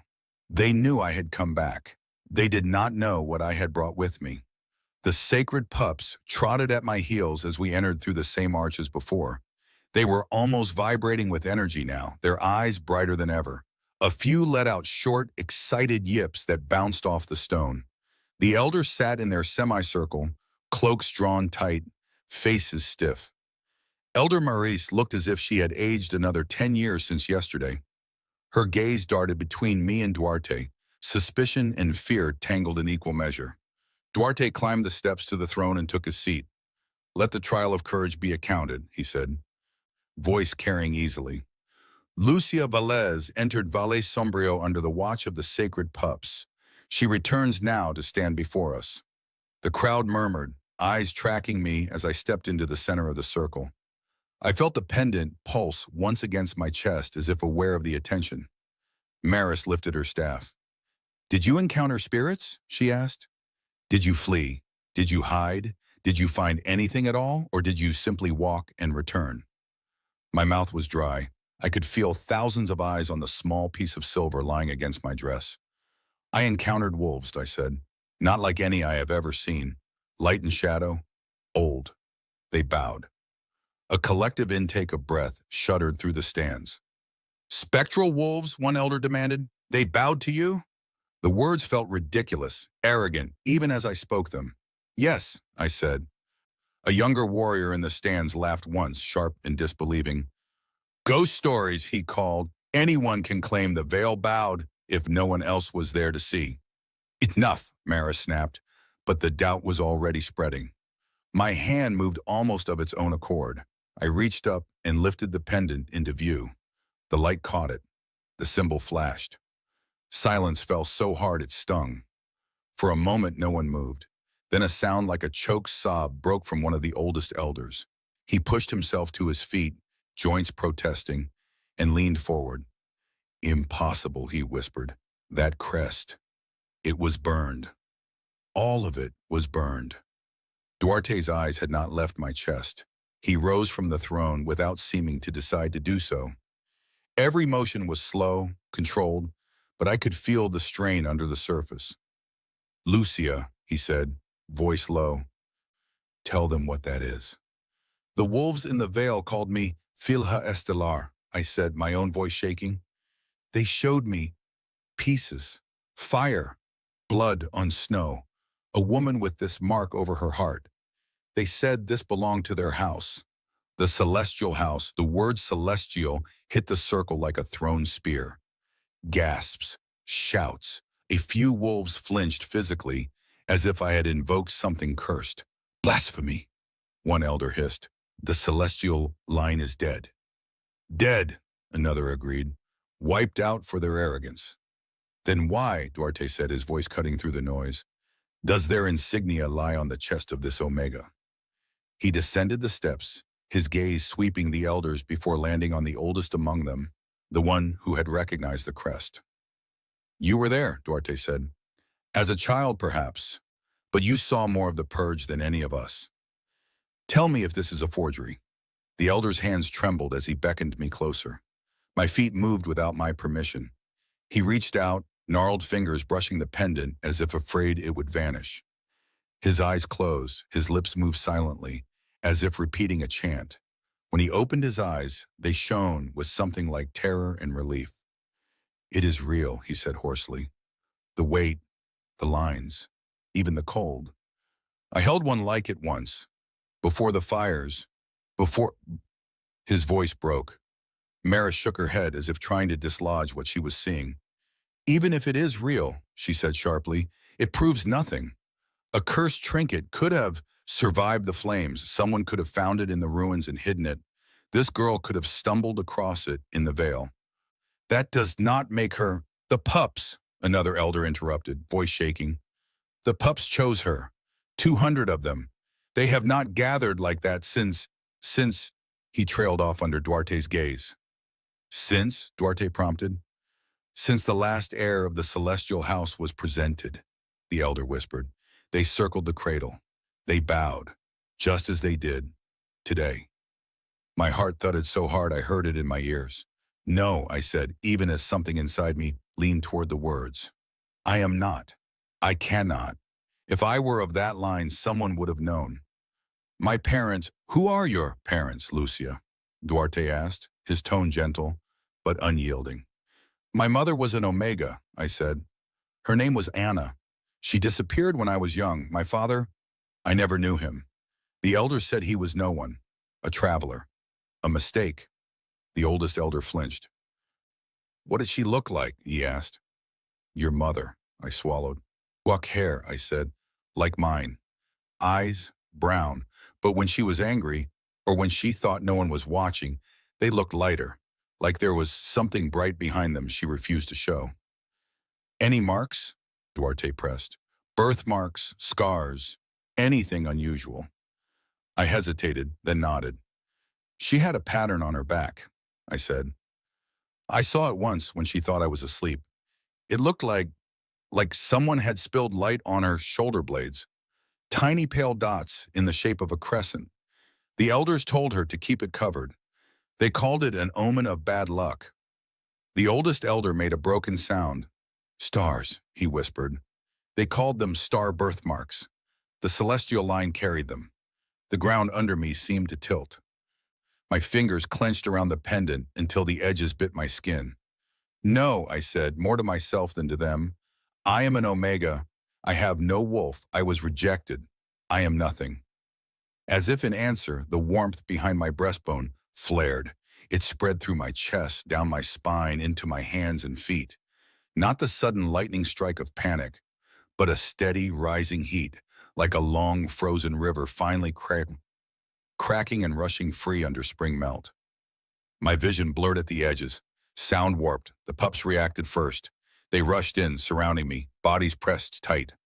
Their eyes blazed brighter, casting light onto the stones beneath our feet. Some began to howl, not in fear, but in a note that rose and rose, threading itself into something that sounded like a welcome. I stumbled, dropping to one knee. My skin burned from the inside. Every nerve lit up. My heartbeat thundered so loudly I thought my ribs would crack. I heard someone shout my name. Duarte, maybe, or an elder, or my own voice in my head calling myself back. Then something inside me broke. Not like a bone snapping, like a lock giving way. A howl ripped free from my throat. It did not sound human. It was deeper, layered, threaded with a resonance that vibrated the stones. It rose and soared and split the sky inside my skull, scattering every lie I had ever been told about who I was. Heat poured down my limbs. My fingers spasmed, bones shifting under skin. Pain lanced bright and sharp through my joints, my spine, my jaw. I collapsed fully onto my hands and knees, panting, as my body reshaped itself from the inside. I had watched other wolves shift from a distance. I had heard their bones crack, seen fur ripple over skin, listened to the raw cries of the first transformation. I had never known what it felt like. I had thought I never would. It felt like being torn apart and remade out of light. The world shrank to the sound of my own ragged breaths, the snap and grind of changing bones, the roaring in my ears. Then, as suddenly as it had started, it was over. Silence fell. I stood, but not on two legs. The ground under my paws felt different, more detailed, more alive. Every grain of frost, every groove in the stone registered through the pads of my feet. The air tasted sharper, layered with scents I had never been able to separate before. Fear sour, excitement bright, the deep grounding smell of the earth itself. I lifted my head. Gasps and cries rippled through the stands. In the reflection of 1,000 stunned eyes, I saw myself. Not the thin, plain Omega in a gray dress. A wolf. My fur was not the mottled brown or gray of most frostfang wolves. It was a deep silver blue, the color of night just before dawn, when the stars are still stubbornly clinging to the sky. Lighter markings traced along my flanks and shoulders, delicate swirling patterns that looked almost like constellations. My paws shone faintly where they touched the ground, as if I had stepped through starlight, and it had refused to let go. Along my spine and across my brow, small points of brighter light glimmered beneath the fur. Tiny stars, moving, shifting, never quite in the same place twice. The sacred pups howled, a chorus of joy. Above us, on the edges of the circle, a faint shimmer appeared. Spectral wolves, audiobook, not as solid as they had been in the veil, but present, outlines of light and shadow, eyes glowing, bodies ringed around the top tiers of the stands.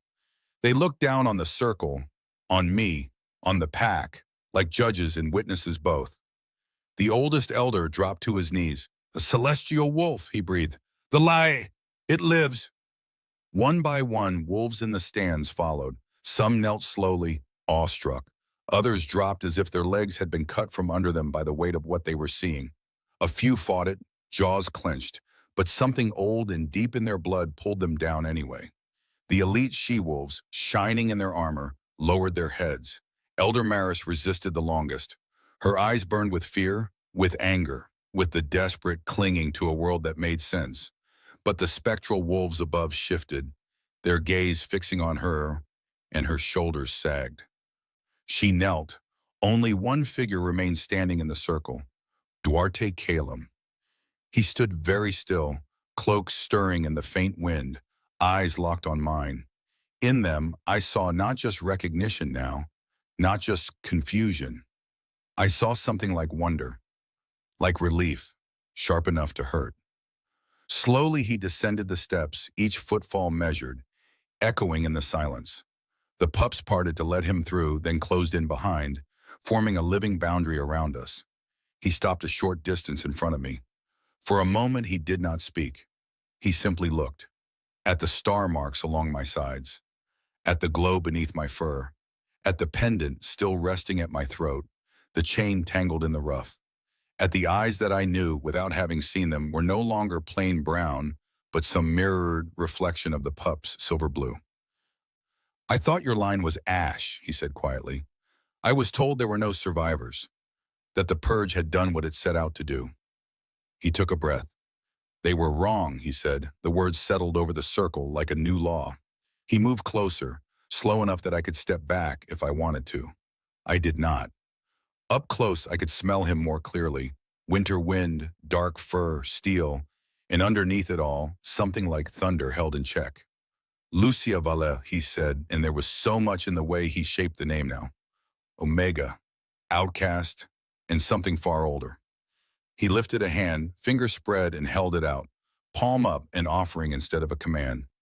If the sacred pups and the veil and the blood we have all tried to forget agree, he said, voice low enough now that the words were almost just for me, then I would be a fool to argue. He stepped closer, reducing the last inch of space between his hand and my muzzle. My Luna, he whispered, the words tremoring with something that sounded like relief and awe and a little fear. My queen. The title settled over my fur, over my bones, over the strange blazing light inside me. For the first time in my life, when someone tried to name me, the names did not feel like ill-fitting cloaks sewn for someone else. They felt like doors opening. Around us, the pack knelt, heads bowed. Above us, the spectral wolves raised their heads and howled, a sound that twined with the sacred pups' voices and the strange fierce song rising from my own chest. The stars on my fur burned brighter, and somewhere deep inside, the last lock on my bloodline's memory shattered, letting the future pour in.